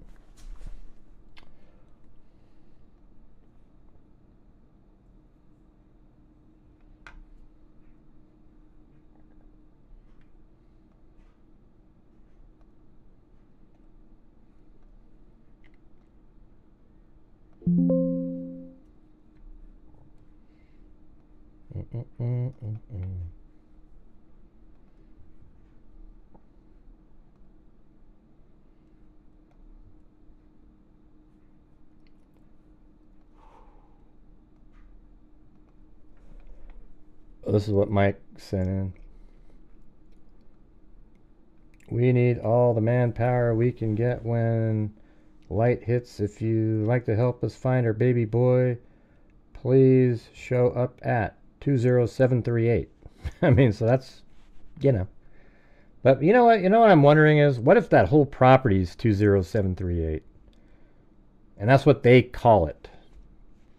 Because it's just one property, but it has 2 lots, and they both have addresses, but they just say 27038. You know, maybe it's something like that. My baby is missing. He is Dane. He's 2 years old. He looks like he's 3 or 4. He was wearing navy blue shoes with 2 stars, white socks, black sweats, and a dark blue zip-up hoodie fleece with teddy bear ears. On the hood of a zip-up, a gold station wagon. Year make and approximately 90. A gold station wagon, 96, tinted windows. Last seen 4 p.m. on Siletz River Highway, milepost 20, coming from Lincoln City. So it wasn't even at their house. 3 miles north town of Siletz went missing around 4 p.m. today. So they're saying, you know, somebody saw that at mile marker 20, which is, I can't remember which direction went to the next mile marker, but this is mile marker 21 is right there. Maybe, you know, I can't remember if it's 20. Let me just go one direction.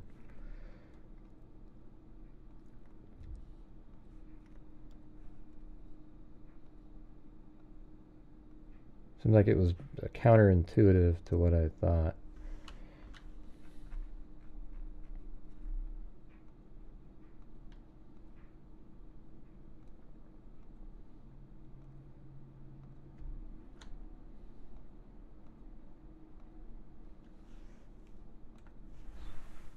Yeah, I'm just putting my finger on the screen. I'm gonna drop right in there.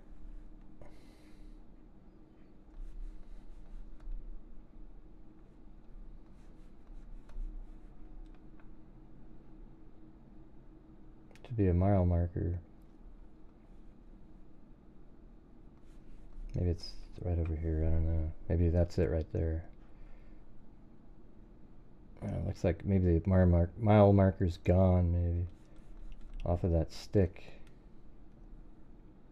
Maybe it was supposed to be there.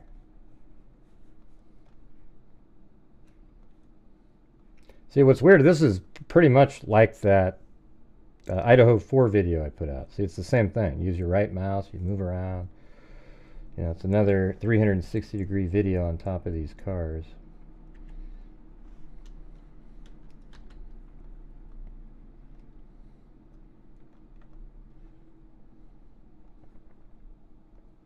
So it doesn't say the mother saw it in this. She said it was seen by mile marker 20. Maybe she just thought she lived near mile marker 20.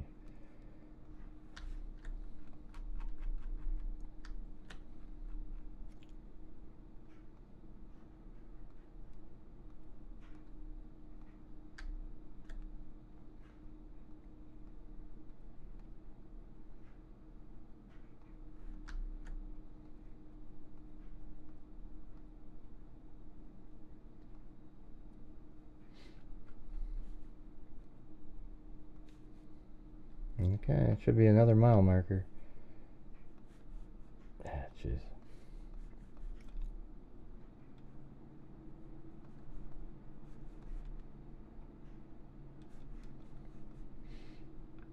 It's weird. The other one that I found was buried inside bushes. Here, I'll show you this one. Watch. It's pretty weird. That was kind of a miracle to even spot it. Here, watch. Yeah, it was like right there. See that? Mile marker 21. Inside the bushes. So, I don't know. Maybe the other ones are buried somewhere. I don't know which direction is which way to go. I can't remember how it worked. I think it's short of that, like this direction, but maybe not. All right, are we going to do it or not, you guys? We need, what were we at? 75 away. 75 away, and once we get 75, I'll donate $500 to the National Center for Missing and Exploited Children.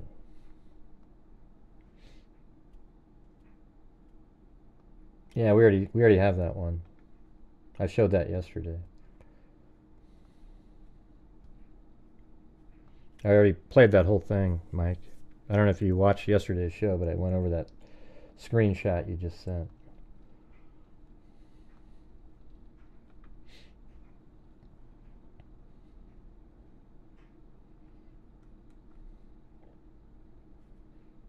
All right, the Mott Knight just sent me this rental thing. So I guess this is the property. Yeah. So maybe the dad's renting the front one. So I think that's the first one right here. That's the one that you can see from the road. Right here. See. All right, Kami, now we're 70 short.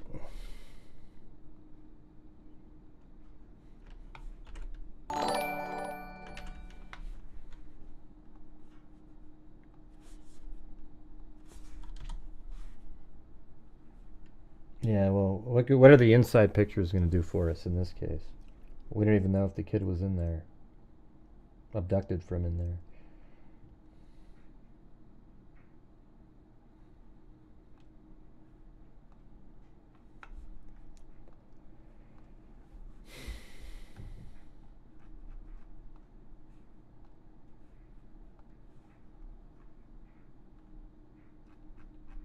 Yeah, it doesn't seem like there's, you know, you click on that and it doesn't do anything.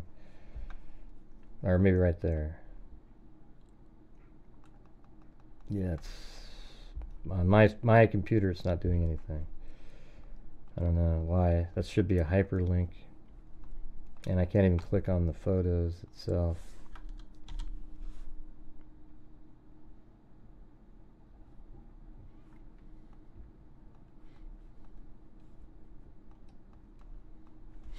Yeah, let me try using Firefox. Moofies, just let me do my own thing, okay? Jesus. I don't get it. Alright, let me click on that. Yeah, so in here there's like, you know, different rentals. But like right there, there's a thing that says 15 photos, but when I click on it, it doesn't do anything. So maybe this is set up for cell phones or something. I don't know. And then if I try to click on each one of these, it doesn't do anything either. So, looked like pretty interesting, but I don't think seeing the inside of the house is going to be of any value. Unless later on they explain some event that happened in the house, then we can look in there.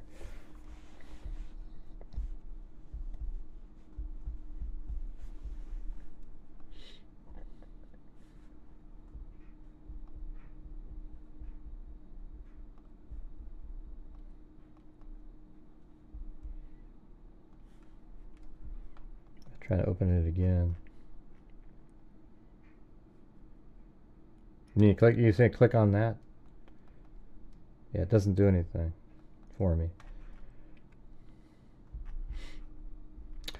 But you know, that is sort of, you know what's interesting about it is, see how it says 20738? This does have it go here. So now I feel good about my original guess. All right. So they're saying that 20738 is this one. Not this one back here, even though this is what, look at, watch. See that? 20738. I don't know if you can see that on the screen or not. See that? That's what the actual, and I bet you if I go to Google Maps and do the same thing, watch. If you click on that, well, it just says 20738. See that? 20738 right there, right? But if you move over to here and click on this one, that is 20736. So I think this is correct. You know, like it has the right addresses. The mistakes are made by, you know, I don't know. I mean, I don't know. So this one here says that property, see how right here it says 20738? Well, let's see what happens if I type in, put a 6 up there in that URL. What does that do?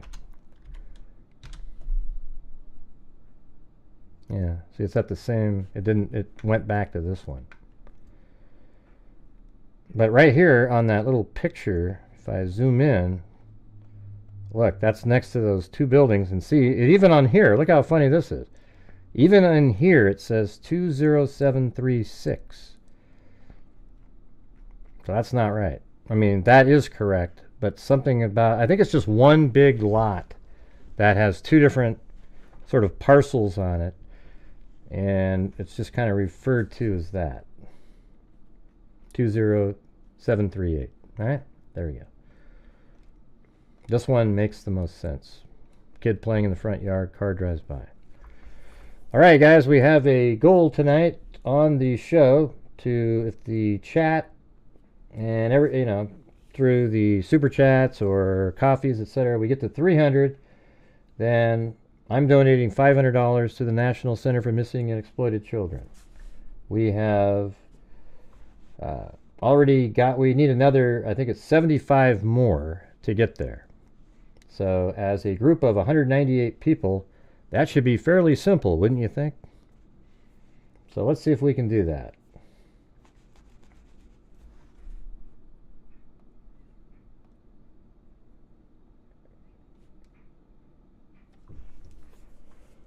Let's see, did they just move in? I don't know. Maybe.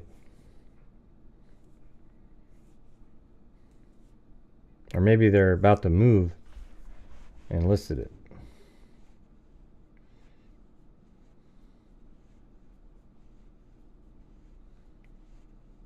Anybody else have any more to contribute to this one? I think I'm going to shift over to the cold case here in a second, which will make it very difficult to get to the goal, but I'm only sending in the 500 if we reach the 300, all right? Which was a very simple amount. So, did they just move in? Let's see, joining late.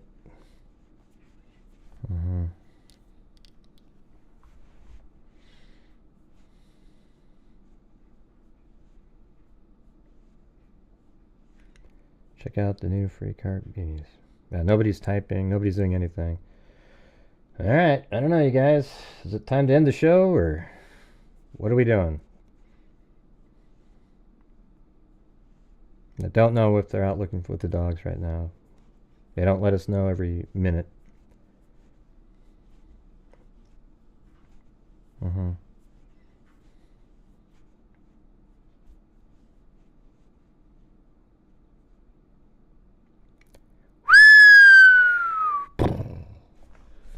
Crash and burn.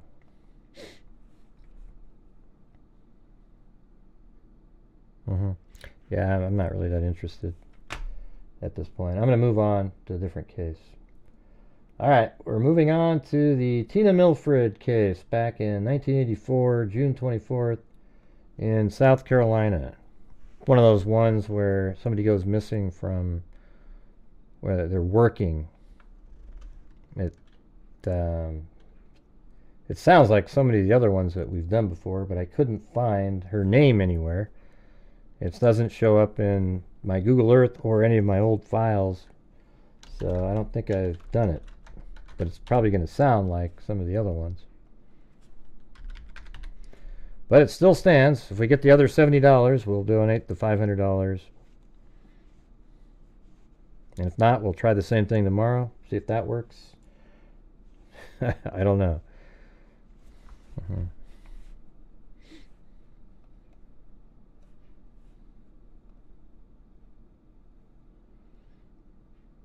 I mean, nobody's typing, so do you guys just want me to end the show and I'll just do this one tomorrow? Because this feels like the vibe in here just doesn't feel that great tonight. It's just so difficult. I mean, maybe we can do the cold case tomorrow. Nobody's typing. Nobody's, interacting.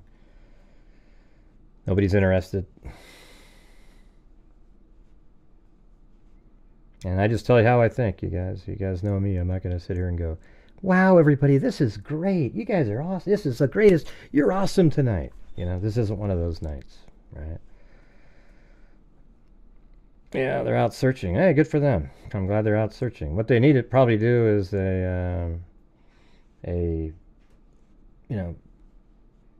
use the cameras that can see heat at night, but now it's already 2 or 3 days. I mean, if he's walking around, there's almost no chance that he would still be alive if he did walk away and he just got lost somewhere.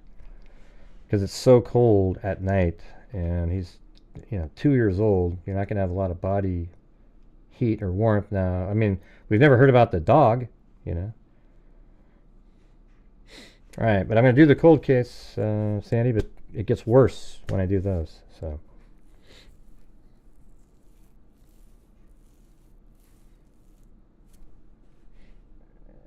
You guys said you were into it, so I gave it a shot.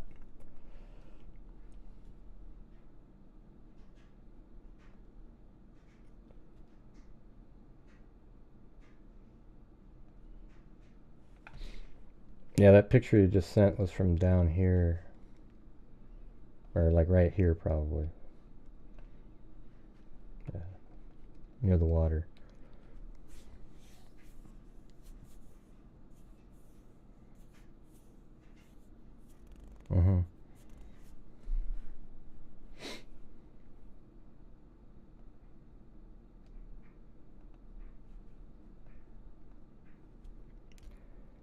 Right, I saw it, Mike. I just mentioned it.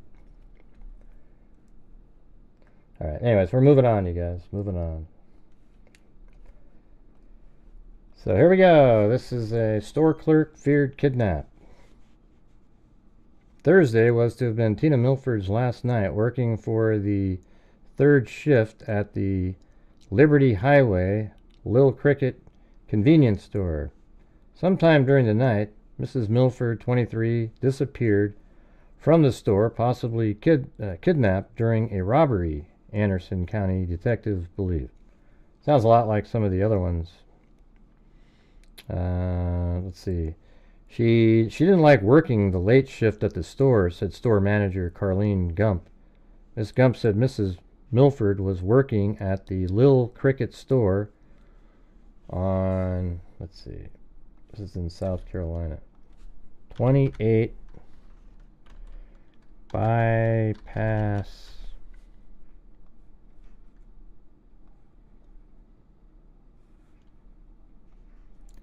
Bypass, and this is in Little Liberty Highway Little Cricket convenience store.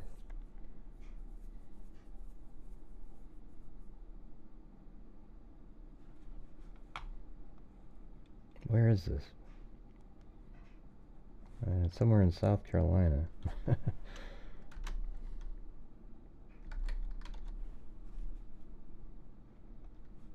that it? Let's see. Highway 28. No, it's... They didn't say that. They said store on 28 Bypass. Well, this is 28 Bypass. Is this the right town? Highway 28 Bypass. I'll just put a pin there. About now.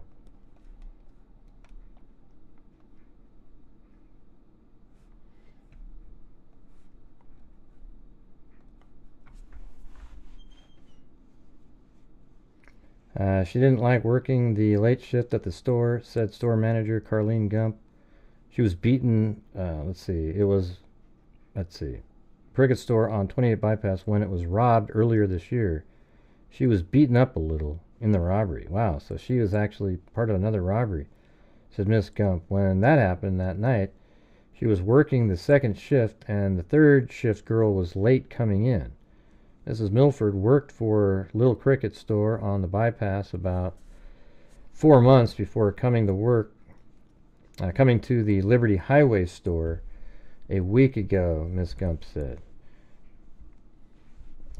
She had to work the late shift, but Miss Gump was trying to find someone to replace her. A clerk she hired for the job didn't work out, Miss Gump said. If she it would have been Mrs. Milford's last all-night shift. Her 19-month-old daughter was staying with relatives Friday as the search for her mother continued. Miss Gump said Miss Milford's disappearance.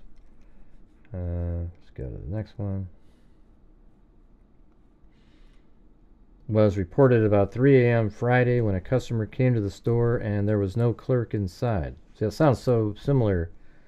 Miss Milford's car was parked outside and her pocketbook, makeup, and shoes were found in the store. Chewbacca? That's kind of weird. I'll be Chewbacca if you want me to. Hey, thanks, Lisa L. Hey, 60 away now, you guys. Hey, there's a chance. There's a chance.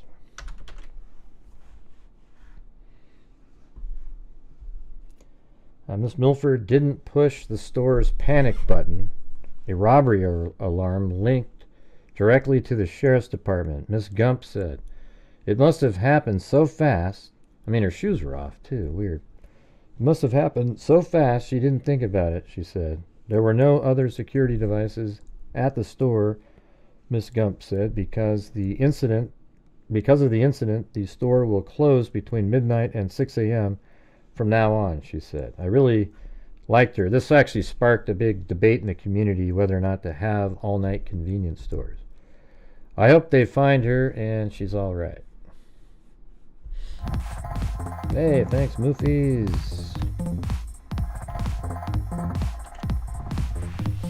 Let me go back to the first page again because there's another one. A 23-year-old Williamston. So let's see where that is. Williamston woman who was working as a convenience store clerk disappeared from the market early Friday. So Williamston, is that somewhere around here? Oh yeah, so we're kind of close. And is this that bypass? Does it make its way over there? I don't know. I mean, there's Williamston right here, though.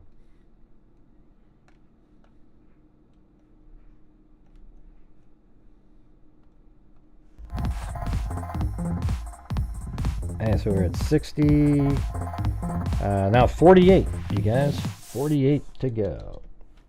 Not bad, not bad.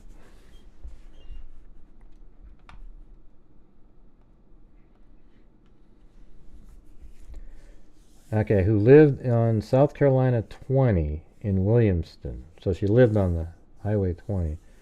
Was reported missing about 3 a.m. Friday when a customer stopped at Little Cricket convenience store at Interstate 85. Okay, there we go. That would tell us where it is. I-85 and Liberty Highway.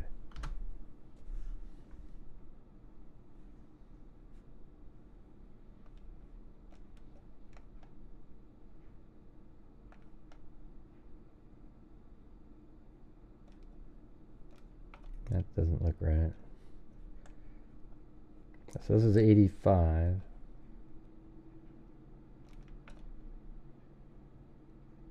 That's Highway 28. That's that bypass. So maybe that is the one. So maybe it's a store like right in here.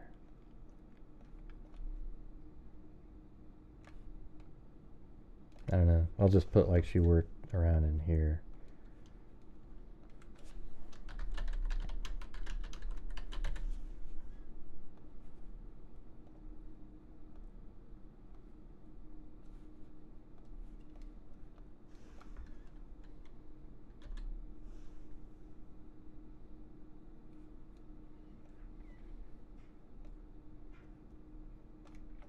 Huh. I'm not sure. Maybe if I just type in Liberty Highway, let me see where that is.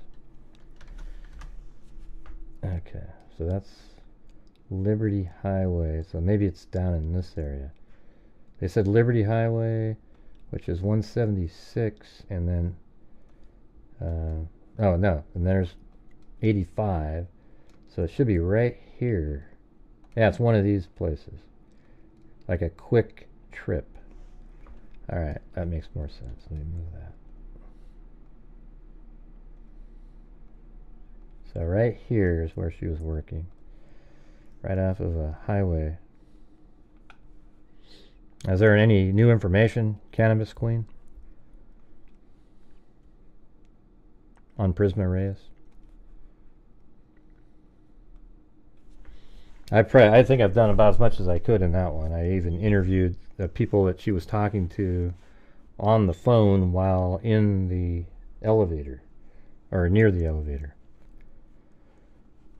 All right, you guys, we're 48 short. We need 48 more, and then I'll donate 500 to the National Center for Missing and Exploited Children. Now we are 38 short. Awesome.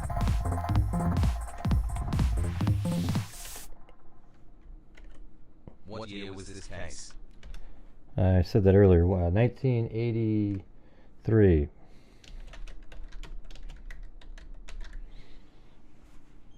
They have her listed at 1984. They have the wrong year in some of these different websites. Because if she's in the paper in 1983, then that can't be. They have June 1984. Yeah, there, you can see at the top of the screen here. It says it.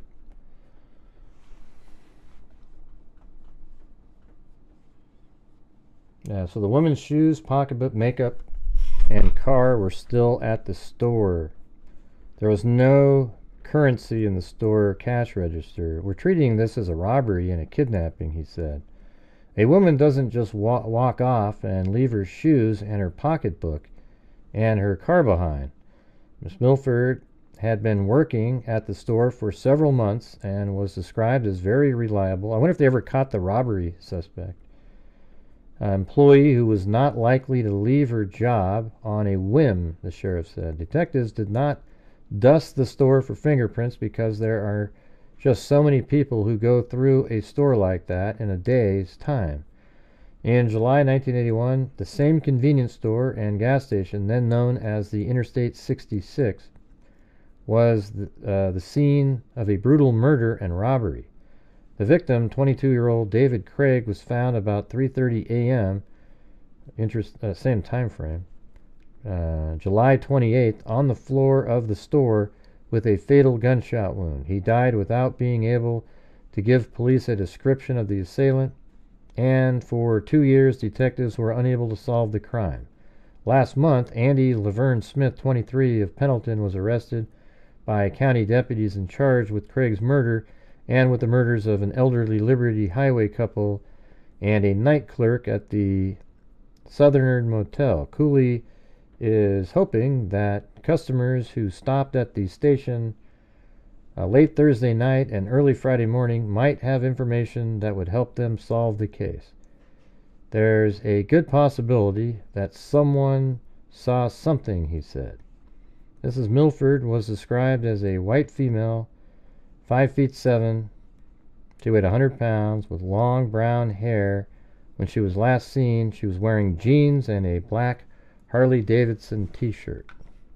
You know, this is back heavy metal time, 1983. She's got the Farrah Fawcett, you know, the feathered look there. Let's see. All right, and that one doesn't continue on another page. And the day later. And then, I mean, she was found immediately. I mean, it's like the partially clothed body of a 23-year-old Anderson woman was found Saturday in a field near Interstate 85, about 15 miles from the convenience store where she was abducted early Friday morning during an apparent robbery. The body of Tina Marie Milford was discovered about 11 a.m. by a group of area residents picking up discarded cans and bottles on, let's see, Elrod Road. Let's find that.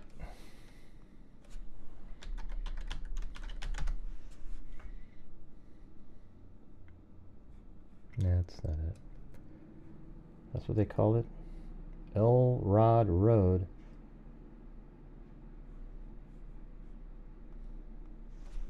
Maybe it's not called that anymore.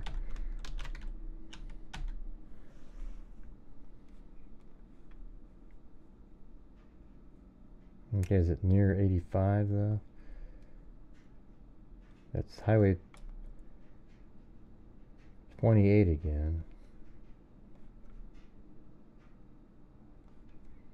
I mean, how many L-Rod roads are there?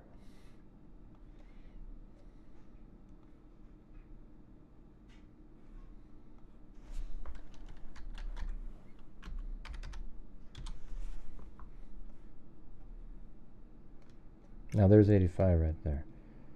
So it said, but didn't it say 15 miles? A field near Interstate 85, about 15 miles from the convenience store. Yeah, but I mean, that goes that direction. So, geez, is there another one? Let's see, L Rod Road. I mean, there's other places. There's actually another. Okay, maybe this one. Oh, there you go. Yeah, that one makes sense now because it's right off of 85. Okay, well, there you go. How could there be two L-Rod roads within 15 miles of each other? I mean, come on, give me a break. All right, guys, 38 more to go. 38 more to go. We can do it. And we'll stop the show and give the 500. Body of abducted Anderson store clerk found. So that was the body. And then they said about 15 miles from the convenience store. The body of Tina Marie Milford was discovered about 11 a.m. by a group of area residents picking up discarded cans and bottles on Elrod Road, 5 miles from the Greenville County line. Lieutenant Carl Anderson of Anderson County Sheriff's Department said. So this is Elrod Road. And where does that go? Does it keep going? So it only goes in here. And, you know, picking up cans, you know, it's probably somewhere, you know, some place where people could throw. I guess it goes over here, too. Yeah, we'll just put a pin for, you know, her body was found. And maybe adjust it later.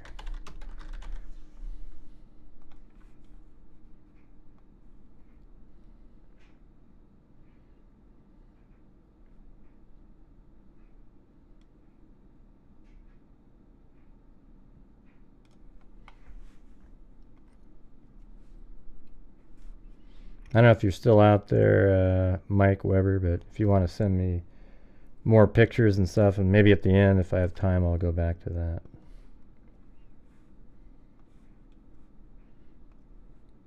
I just hate, like, sitting around staring at something and, you know, there's nothing really new that's going to make you think anything differently. And, you know, you can see pictures of people searching, but it doesn't really... you know, doesn't help locate or theorize or anything like that. It's just...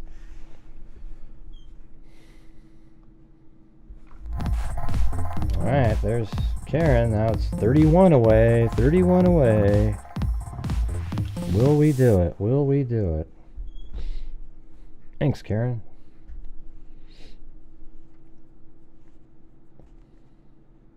Miss Milford was discovered missing from the Little Cricket convenience store. Now it says US 178 at I-85. Okay, now I gotta try that again. US 178. So I have it right here. Is there a 178? Yeah, there you go. 178 and 85. Shortly before, so it's one of these, like right in one of these stores right here.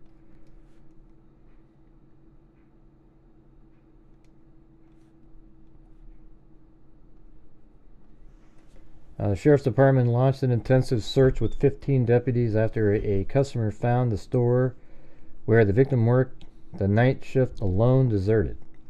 Her purse contained $70, was found inside her car. The car was parked outside the store where she left it. After reporting for work at midnight, Anderson said. And then inside the store, a small amount of money was discovered missing from the cash register. He said there were no signs of a struggle. Anderson said there are no suspects in the case. It could have been a transient passing through, but we just don't know at this point. Well, I mean, they must have had a vehicle, right? Or is it her? Wasn't her vehicle still there? Let's see. Her purse and the car was parked outside. Right, so that means the person had a car.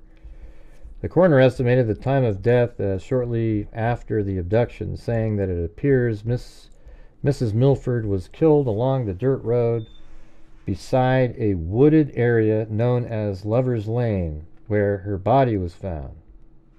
A dirt road, huh?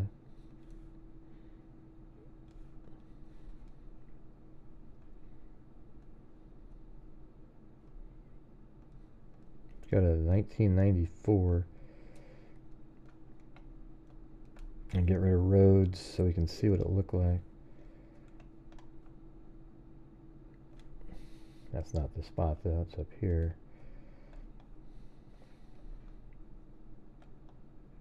It kind of looks like a dirt road, doesn't it? Not here, but... And there's a wooded area right there. But, I mean, it could be anywhere along Elrod Road.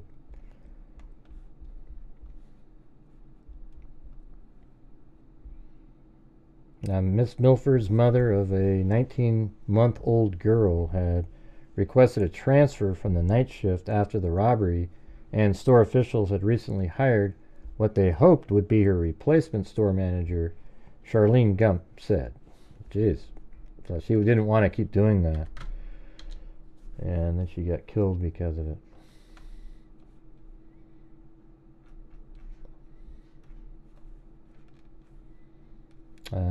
If the new employee had worked out, Thursday night would have been Mrs. Milford's last late night shift, she said. But a new clerk didn't. So Mrs. Milford had to work Friday night, the night she was abducted and killed. Her body will be taken to the Medical University of South Carolina in Charleston for a complete autopsy Sunday, Mackey said.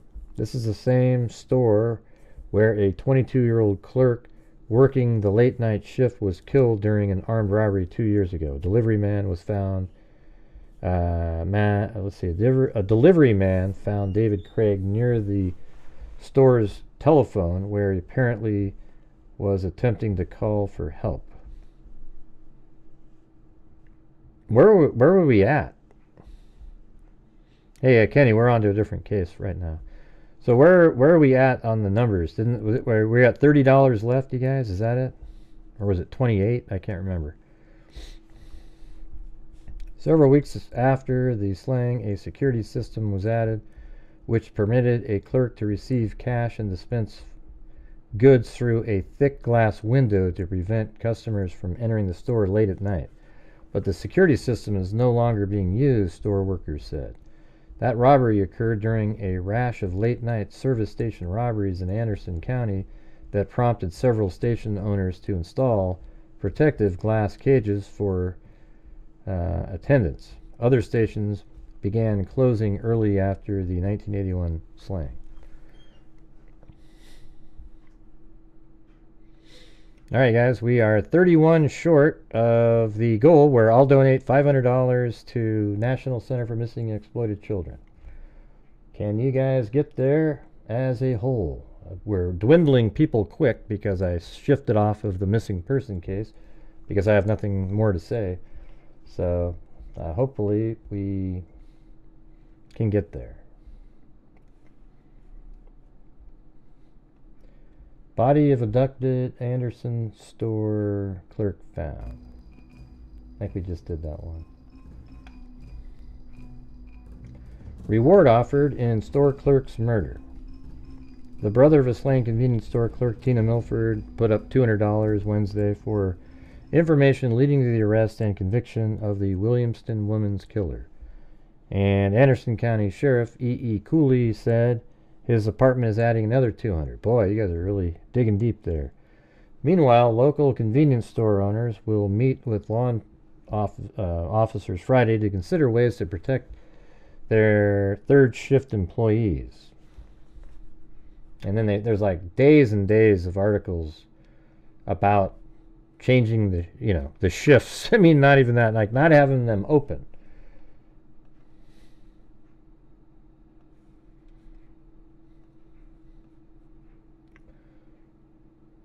Okay, yeah. Now this was kind of weird because I put it in here because I was wondering. So it says a fast fare convenience store clerk was raped early Saturday behind the store where she works, Anderson County Sheriff E.E. Cooley said. Deputies and bloodhounds later chased the suspect through the woods but lost him, the sheriff said. The woman, who was treated and released at Anderson Memorial Hospital, was able to trip a silent alarm quickly, summoning deputies to the scene. Under South Carolina law, identities of victims cannot be published. Authorities described the suspect as a white man who looked to be in his 20s and blonde hair, about 5'7", with average build. The incident occurred about 1 a.m.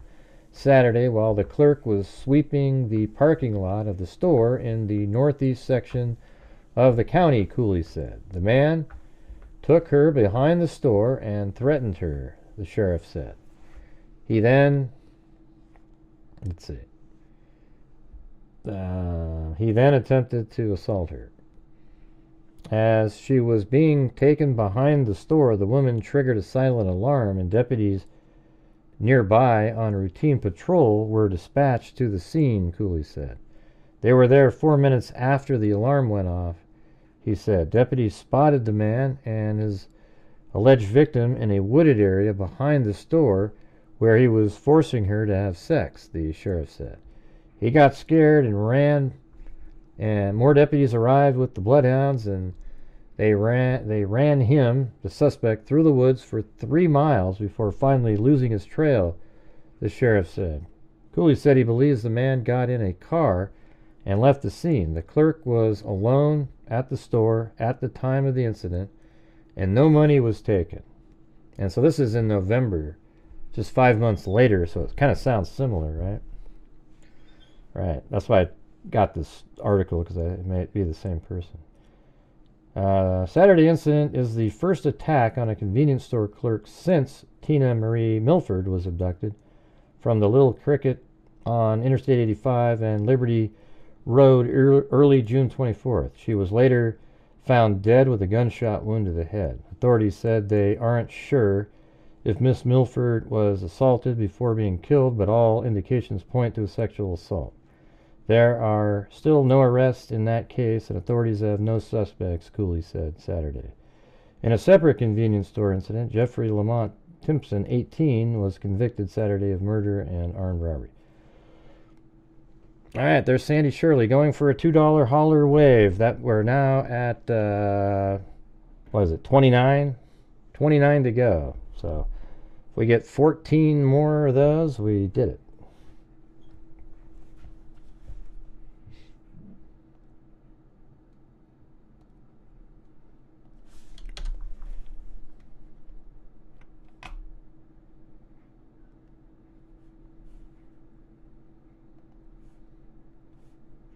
Man, you guys.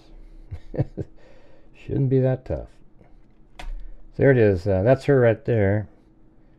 Tina Hunter Milford, January 1st, 1960 to June 24th, 1983. And then that just says something like, darling, how can we forget? This is from 1989, so we're looking at, this is 6 years later. How can we forget on this day so vividly God gave to us you to mold and make in his own glory. Without your endurance, we would have been failures. Darling, you were taken too soon to finish your work. God says vengeance is mine, so very hard for us to accept, but through the grace, your image keeps us toiling this life. Your race is finished, ours continuing, till we meet again in heaven. Happy birthday to our own. That's, what is that? 28, 26 to go. I thought I just saw a coffee come in.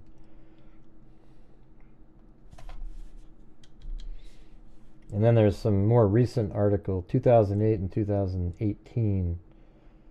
So we'll take a look at those.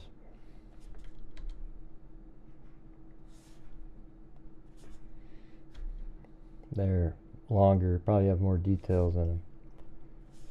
Wasn't that a coffee that was just on the screen?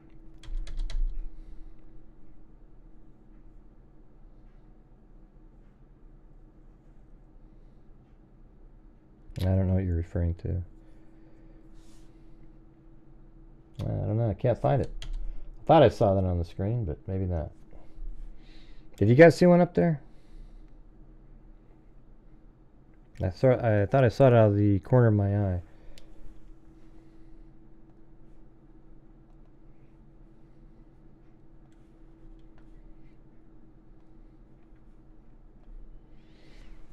Alright, so this is Grieving for Justice. I actually saw that she died. I think the mother died in 2020. I saw that in another article.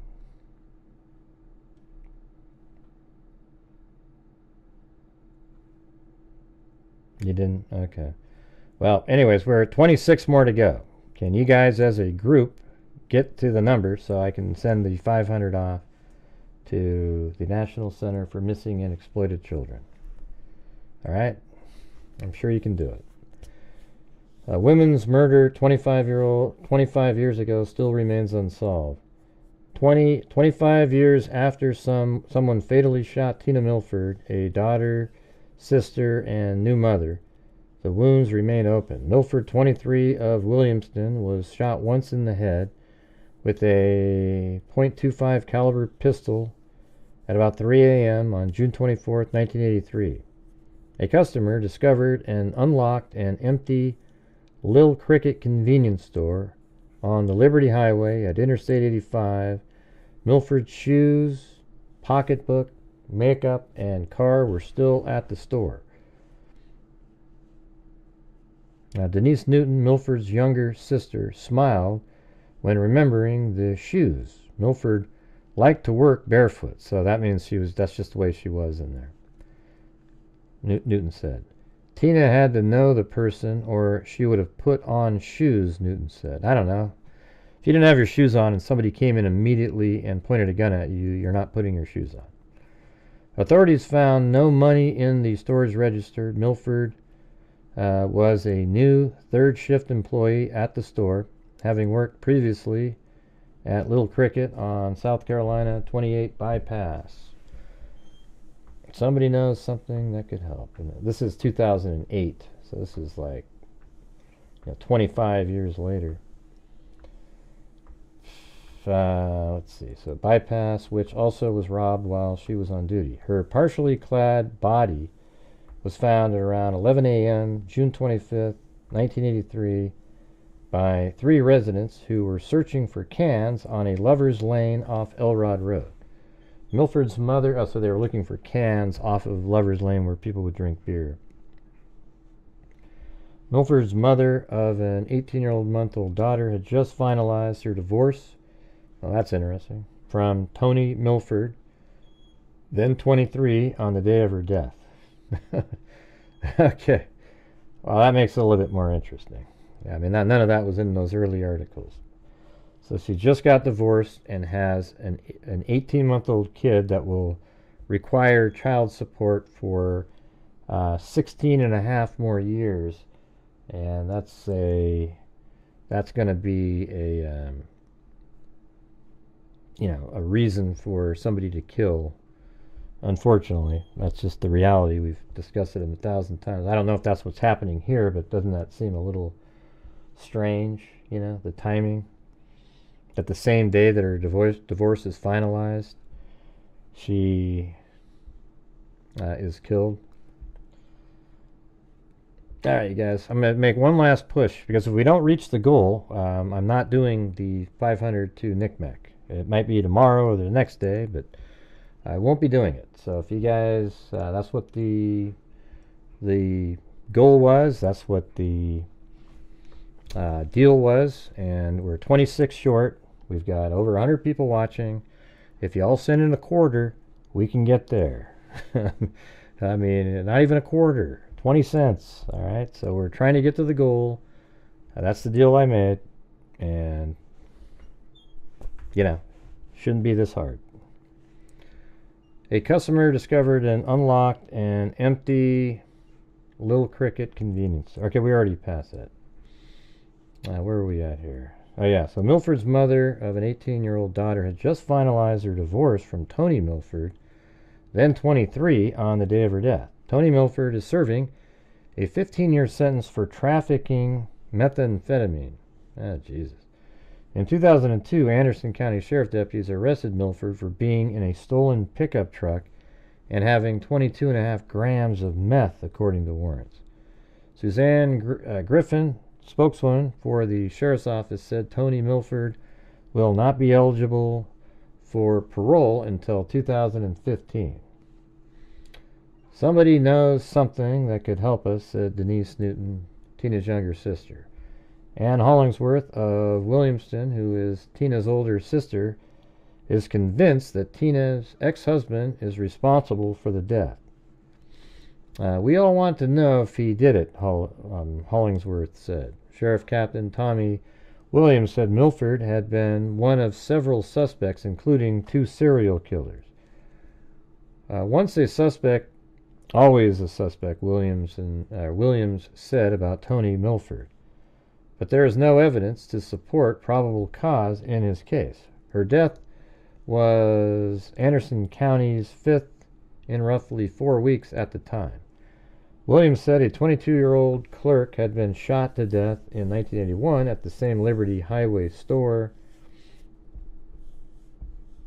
Andy Smith of LaFrance was put to death in early 1990s for that murder, as well as several others in the upstate Williams set.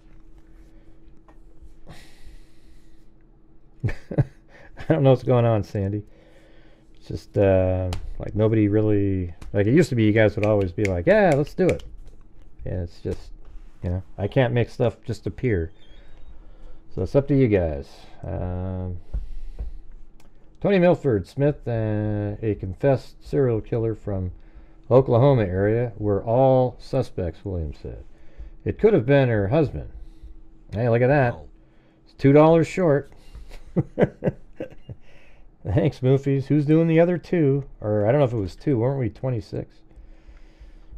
I don't know. I guess that's close enough. Let's see. What are we at here? I'll do the math really fast.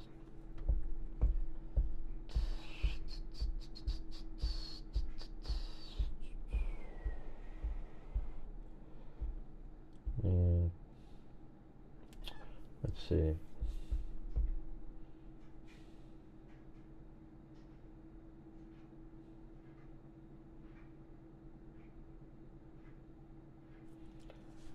$18.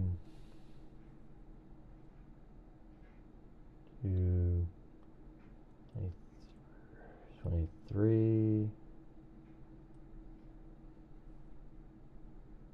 33, 83, 93, 303. Hey, there you go. All right. Just barely, you guys. My God. Unbelievable. Anyways, thanks for getting there. Absolute struggle again, but hey, we did it. Let's see. So here we go. We're going to straight here. 500. Continue. I'm just going to do it with no... I guess I have to fill this all out. Hold on.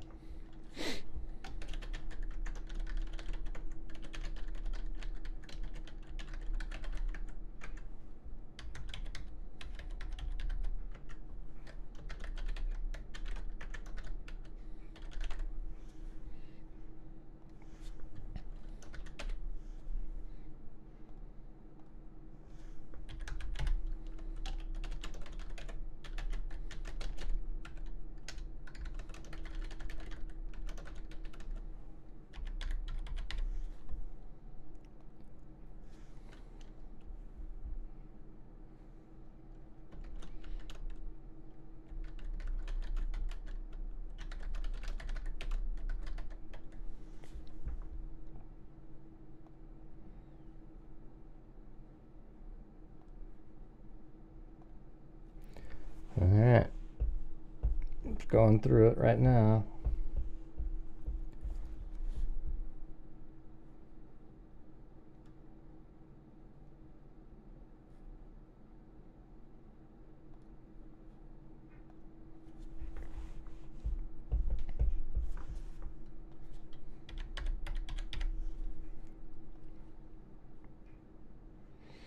But thanks, everybody. We did it.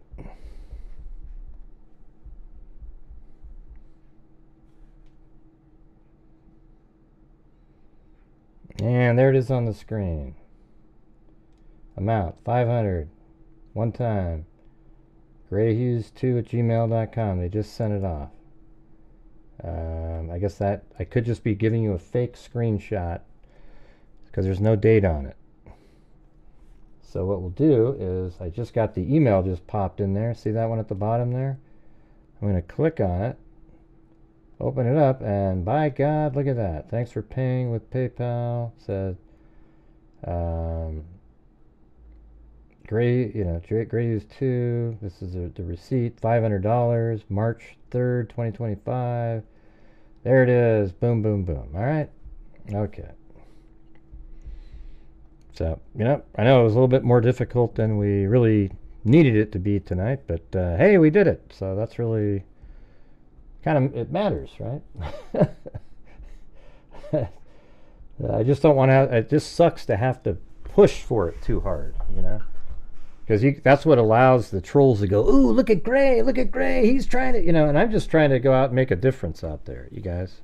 I don't have the ability to snap my fingers and make money exist. Okay, I try to make it so my channel can survive, and we're out there making a big difference out there. All right. So I don't know any way to do it other than to keep pushing, because if I don't, we don't do it. Okay. And there's other nights where people are just more generous and supporting the channel throughout the show without me saying anything. And then there's other nights like tonight where I have to seemingly continually say, hey everybody, if we could heal, da da da da da, and it just gets really old. I can't stand it. All right, let's see. So I'm going to go over to this thing, and let's put the new number in here.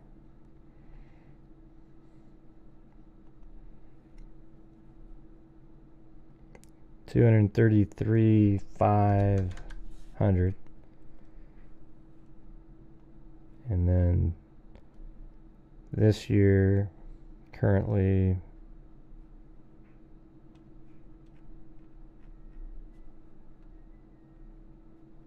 there it is. No, that's not it.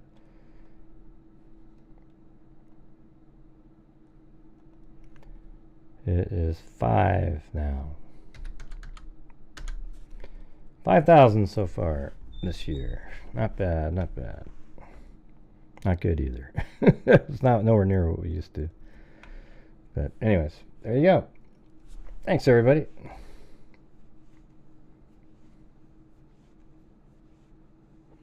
Tina Milford's daughter, Crystal, now 26, has drifted away. Oh, let me see. Hold on. Williamson said a 22-year-old clerk, we did that. It could have been her husband, a serial killer, or John or any John off the interstate. So you're saying she was a sex worker? It was a crime of convenience. I mean, I don't really, when you say any John, are you saying any Tom, Dick, or Harry or whatever? After Tina Milford's death, the family needed to buy a burial plot. They decided to buy for the entire family. We bought 6 plots. Yeah, I think I'd rather just be cremated, you guys. If you kind of think about it, doesn't it seem kind of weird to want to be buried in a box and then your skeleton just sits in there for years, forever? Or wouldn't it be better to be just sort of remembered out there and be cremated and your ashes just sort of scattered around and being part of nature again?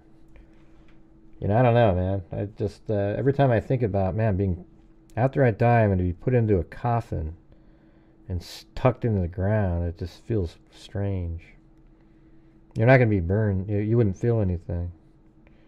What does that even mean, Moofies? You don't want to burn. You're not alive.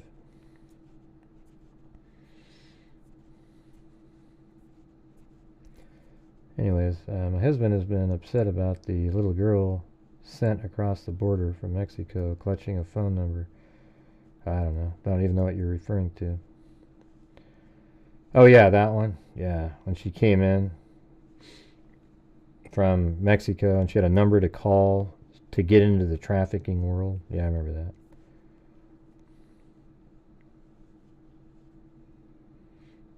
Yeah, that's cool, Kami. I mean, I think it'd be amazing to just be like, I don't know, maybe just put into a river somewhere and you're just part of whatever, you know.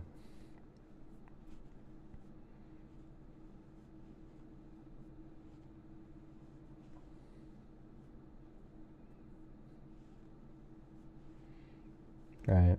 I think it's weirder to be put into a coffin and turn into a skeleton. I mean, that's kind of weird, and you're just sort of sitting underneath. You're just, I don't know, man. Seems strange. And plus, you know, the more and more population we get, we don't have the room, you know?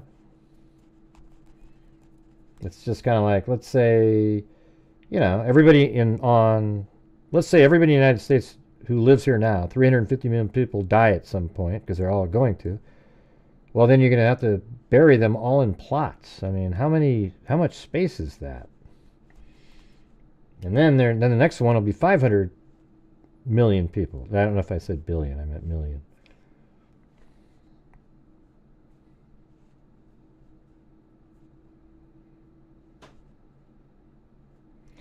Tina Milford's daughter, Crystal, now 26, has drifted away from Tina's mother, 2 sisters, and brother.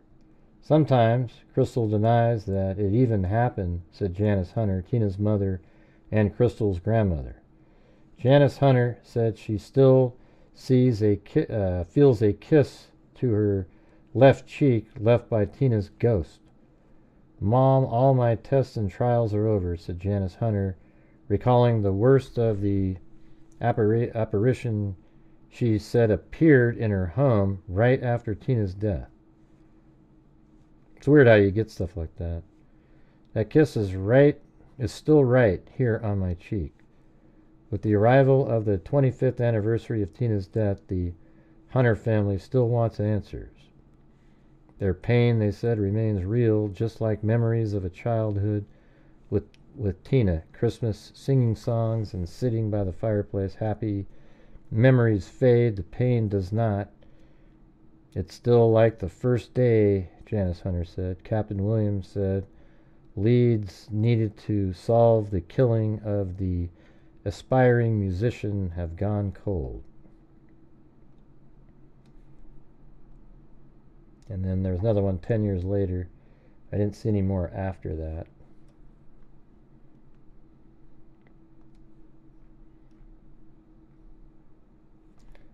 Yeah, what's this one? Deputy Parks and Recreations Director. Okay, that's different. So it's right here. This is the one. Family seeks answers, closure in Tina Milford's murder 35 years ago. Tina Milford had asked to be taken off the night shift, and that summer evening at the Lil Cricket near Interstate 85 was meant to be the last she worked before being moved to morning at the convenience store. She was 20, and it was the day she got divorced, or finalized. She was 23 and the mother of an 18-month-old daughter named Crystal, and she was in financial stages, or the final stages, of getting a divorce, records show. Okay, so maybe not that day. She had confided in friends that she felt uneasy about being a night clerk. I wonder why she would say that. I mean, I know that she got attacked before. Just a few months earlier, she had been working at a different Little Cricket on State 28 Bypass in Anderson when it was robbed. She was beaten during the robbery and never really felt safe after that. Well, of course not. She switched to a different store in the chain, this one on US 178 near Interstate 85 in Anderson County. On her last shift, there on June 24th, 1983, indications are that she did what she always had. She took off her shoes because she liked to work barefoot. She had a flannel shirt nearby in case she had to do some work inside a cooler. She was seen alive around 1:30 a.m. About 2:45 a.m., a man came into the store to buy coffee and found the place empty. So she died between 1:30 and 2:45. Tina Milford's brown sandals were still there. Her purse and makeup were too. But she had vanished. Store clerk feared kidnapped was the headline in the June 25th, 1983 issue of the Independent Mail. Later that day at 11 a.m., Milford's body was found by two men and a woman who were picking up cans. She had been shot on the left side of her head and was nude from the waist down, wearing only a Harley-Davidson t-shirt and a ring with a small clear stone. So let's see. She had been shot on the left side of her head and was nude. So it's almost like she was in the passenger seat of the car and then shot. Maybe, you know. The left side of her head and was nude from the waist down, wearing only a Harley-Davidson t-shirt. And so that's all she had on was the t-shirt and a ring. Her body was left along a dirt path off Elrod Road.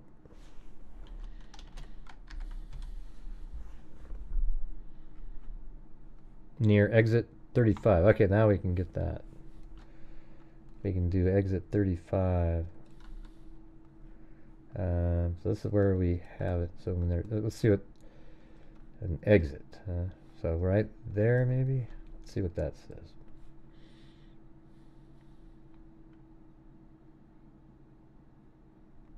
That's going to be a number on that sign up there, that green one, right?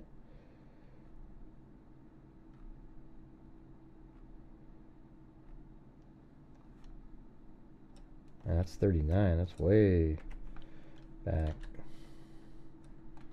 Okay, that's 35. Or 39, so let's see.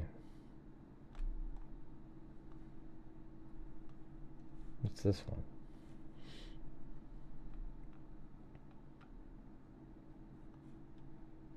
That's exit 35, right there. Okay, and is this Elron Road then? Come on. I'll turn roads back on. That's Shiloh Road.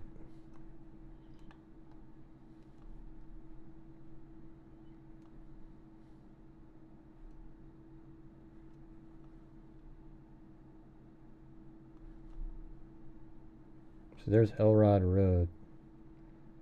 Is that close enough to... I guess they're just using that as a... You know, it's close. Although, couldn't this still be Elrod Road? Maybe, back then, perhaps? Like this thing. And now it's called something else, but... I don't know. So, but it's definitely down more in that area, so not up here. So something like down in there.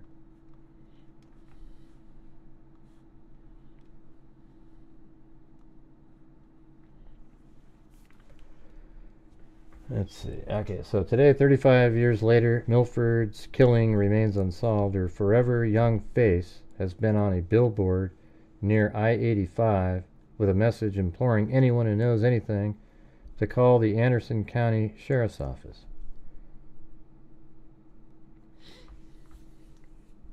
I wonder if it's still there. I mean, is it still there today? I mean, that's crazy.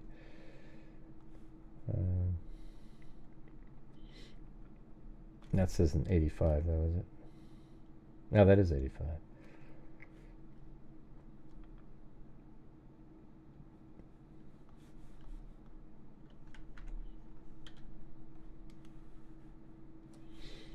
Man, what do we got now? About 110 people watching? 146. Yeah, really humming along.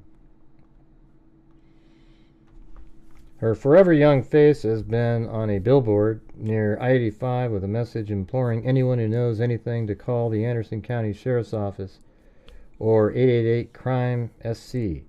She has been the Jack and 10 of hearts on decks of cards sold to prisoners within the State Department of Corrections. The words "unsolved homicide" printed just above her strawberry blonde hair. Probably waiting for a criminal to go, "Ooh, I'm the one that killed her," and then somebody could say something. For years, the case has been deemed stone cold. But Anderson County Coroner Greg Shore, who always keeps Milford's case file on his desk, recently revealed that DNA evidence recovered from the crime scene could prove crucial. That evidence didn't make headlines years ago, when investigators, 83, people never talked about that. Investigators didn't have the technology they do now. Even now, investigators are reluctant to discuss the specifics of it, saying they don't want to jeopardize a case they hope to resolve. This is 2018. I mean, man, so 7 years later, they still haven't done anything with it? Here's what is known. The DNA evidence was found on a piece of Milford's clothing. She had been discarded about 35 feet away. Which had been discarded. So that clothing, probably her pants maybe, 35 feet away from her body. And it may be the key to unlocking a tormenting decades-old mystery. So many people who loved her have gone to their grave not knowing who killed her, Shore said. We hope the day will come that we can get justice for her and justice for them. Milford's older sister, Anne Hollingsworth, keeps close at hand the reminder of a life cut short. She has filled a thick, dark binder and turned it into a time capsule for her little sister Tina, the third of 4 children born to Janie and James Leon Hunter. We grew up in the Church of God, singing and playing instruments, Hollingsworth said in an interview at her Williamston home. Let's see. Let me see what else we got in here. Hollingsworth thumbed through a few more pages and landed on Milford's yearbook from 1976, Tina's sophomore year at Westside High School. Yeah, so she's probably like 5 years older than me or something. May the world give you its best reads and handwritten notes scrawled on one of the yearbook pages. Let's see.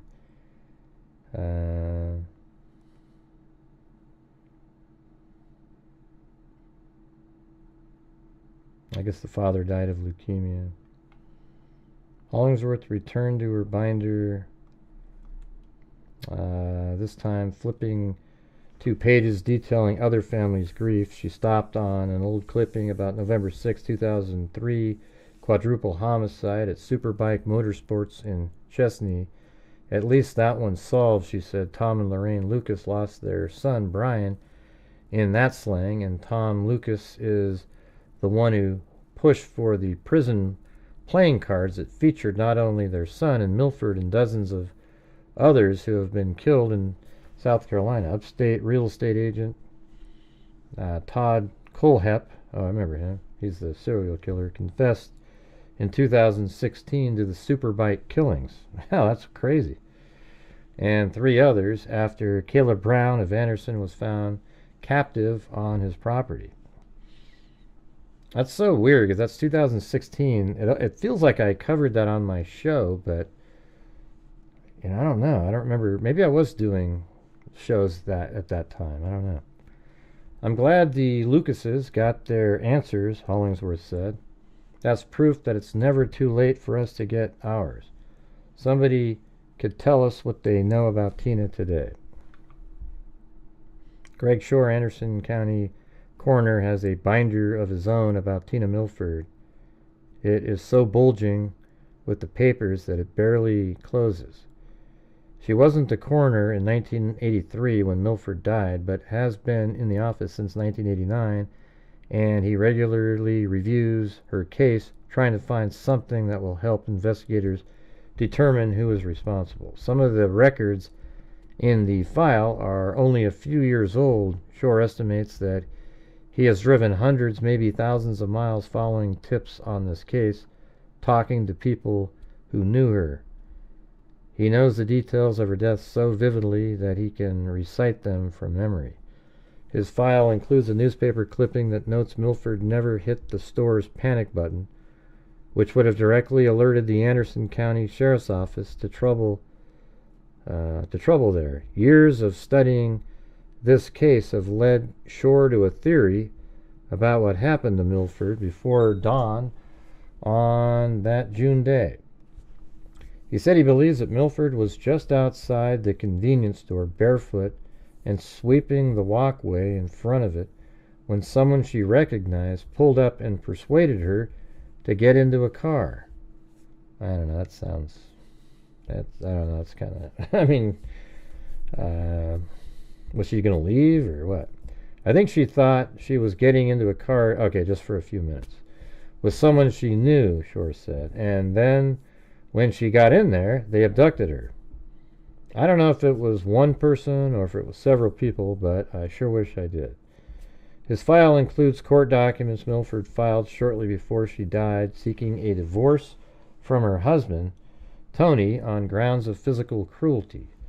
The coroner's file also includes separate notes an investigator in the 1980 took after Milford's death. Among them, Miss Milford had been divorced from her husband, but had apparently been living with him, and the husband states they were attempting to reconcile their differences. Hollingsworth disputes that her sister was trying to reconcile with Tony Milford, saying instead that Tina Milford had been moving her things into her parents' home. I believe Tina got into a car with someone she knew, too, because there were no signs of a struggle at the store as far as I know. But a gun would make you just get into the car. You put a gun on somebody and they're not right where the panic button is, they're just immediately going to leave. She wouldn't have gotten into a car with a stranger without a fight and without her shoes. Hollingsworth said she believes Tony Milford may know something about the circumstances of her sister's death. Tony Milford had never been charged in Tina Milford's death. Investigators' records from 1980 show he was questioned by deputies and provided them an alibi, but later refused to take a polygraph test after seeking advice from a lawyer. Court records show that he was sentenced to 15 years in prison in 2002 for trafficking drugs. Multiple efforts to reach him for comment were unsuccessful. A publicly listed phone number for him has been disconnected. The Independent Mail contacted the Milford's daughter, Crystal, and she has indicated in a written message that she would speak with a reporter and would also reach out to her father. To this point, however, neither Crystal nor Tony Milford have spoken with an Independent Mail reporter, meaning that's the name of their paper. Will DNA help? The right DNA evidence properly stored may break open, I guess, like what if there's semen from the husband? They could, she was getting a divorce, but, that's still hard to say. Now, if there's his DNA is on and like her pants from that night, I mean, that'd be something. Wagner, who has been solicitor since January 2017, said he has little knowledge or information about Tina Milford's death and the investigation of it. But he did speak generally about DNA evidence. When you have DNA and it's done right, it's usually very good evidence, very strong evidence, he said. The odds that go with it are pretty amazing. It can show you that there is a very, very strong likelihood, to Kohberger fans, that someone was or wasn't involved in a crime. As long as you have the DNA evidence and a clear chain of custody down, DNA can be a big help in a case. The chain of custody helps to show that DNA evidence has not been tampered with. You have to be able to answer things like, where was it stored? Where was it taken to the lab? Who analyzed it? Wagner said. You have to show those things. It's not clear how well the chain of custody can be established for the DNA collected in this case.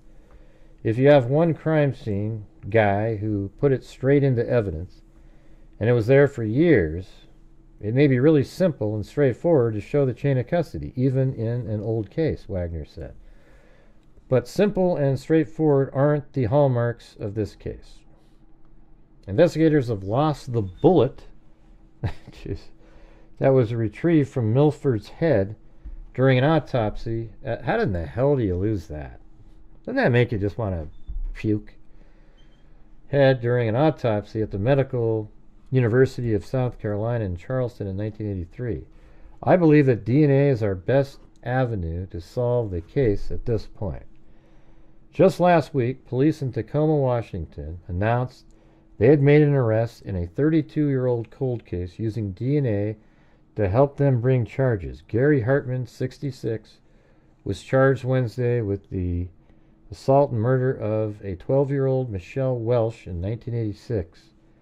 Police say they used genetic genealogy. Wow, so this is July of 2018. That's the year that the Golden State Killer, so this is all really new stuff at that time. Genetic genealogy and an ancestry website were also used to make an arrest in April. Yeah, there we go. In the long, unsolved Golden State Killer case. According to published reports, investigators said the testing helped lead them to former police officer Joseph James D'Angelo, who is suspected of killing 12 people and assaulting more than 40 women in California in 1970s and 80s. Back in South Carolina, Captain Andy Tribble, who oversees the Criminal Investigation Division of the Anderson County Sheriff's Office, said he is reluctant to speak about the specifics of the Milford cold case, including the DNA.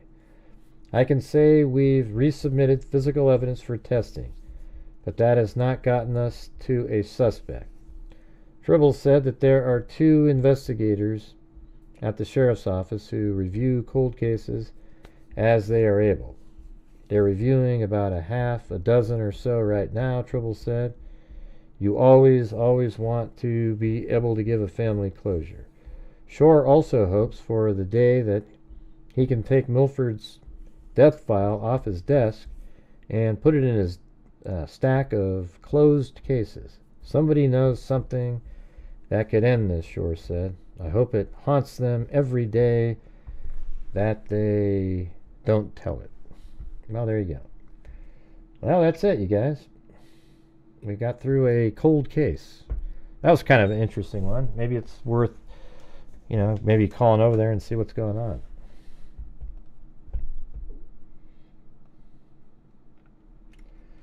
All right. Anyways, thank you to Kay Louise, member 1 month, Lisa Valenzuela. Then we've got K Me, Alley Cake, Moofies, Alley Cake, Richard Watts, Alley Cake, The Minds Behind, new member. Then we got Michelle H, Linda Howe, Lisa L, Alley Cake, Lisa Taylor, Moofies, Lisa Taylor, Chicken Wing, Lisa Taylor, 13 months. Then Lisa Taylor gifted 5 memberships. Then J Cool 3300, Michelle H, K Me, Moofies, Justin, Alley Cake, K Me gifted 1, then Lisa L, then Moofies, then Sandy Shirley, Moofies, Lisa L.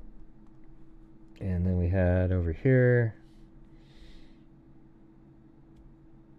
let's see, PayPal. That was a Mick.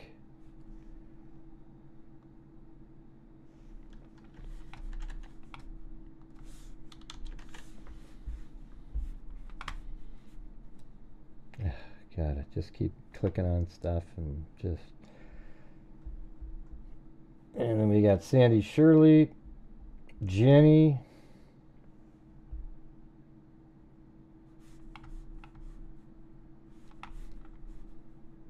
And then Kate. And then Paulette. And there you go. What the hell is a gigawatt? What the hell is a gigawatt, huh? 1.21 gigawatts. What the hell is a gigawatt? Well, there you go. So anyways, even though it's kind of slow tonight, we were able to get to a number where we donated $500 to the National Center for Missing and Exploited Children. So my donation tonight was $250. So hey, at least we did something. Not bad, not bad.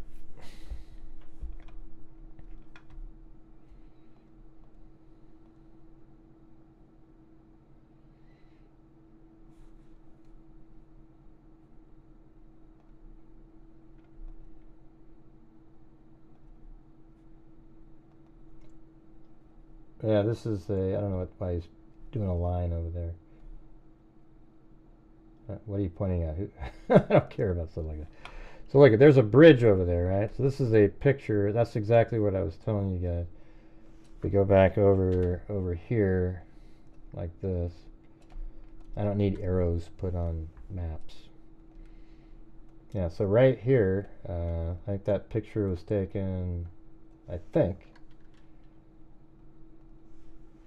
like right there-ish, like right around, possibly on the edge over here. I don't think it was over here because that doesn't really work, but I think that picture was taken like in this field, right over here, probably back like that.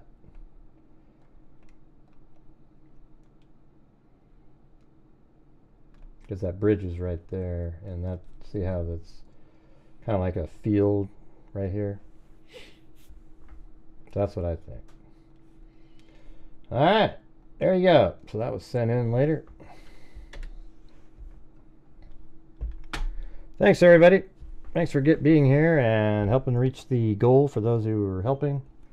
And we were able to give $500 to the National Center for Missing and Exploited Children. Alright, so thank you all for being here. We'll see you guys tomorrow. And as I always say, until next time, be safe out there.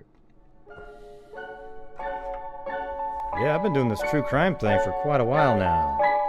And during this whole time, I have not seen one person that is a crime dissector, plug rejector. I'm a certified human lie detector. Gonna get ya on a stretcher if you try and play me like an old projector. Crime sector is my nectar. Professor Grayl's gonna give another lecture. Crime collector, freak connector, and I'm always gonna be a pup protector. Fool deflector, interceptor, and I'm meaner than a spectre with a vector on his pector. With all respect, y'all, just remember I've a temple fucking check ya. I have no agenda, I'm no pretender, and I'll serve it to you straight without the blender. And in the end, I'm gonna send ya on a mission to reveal the true offender. Yeah, so I'll just get right back to it. Alright, everybody? You pieces of shit got to the jury, didn't you?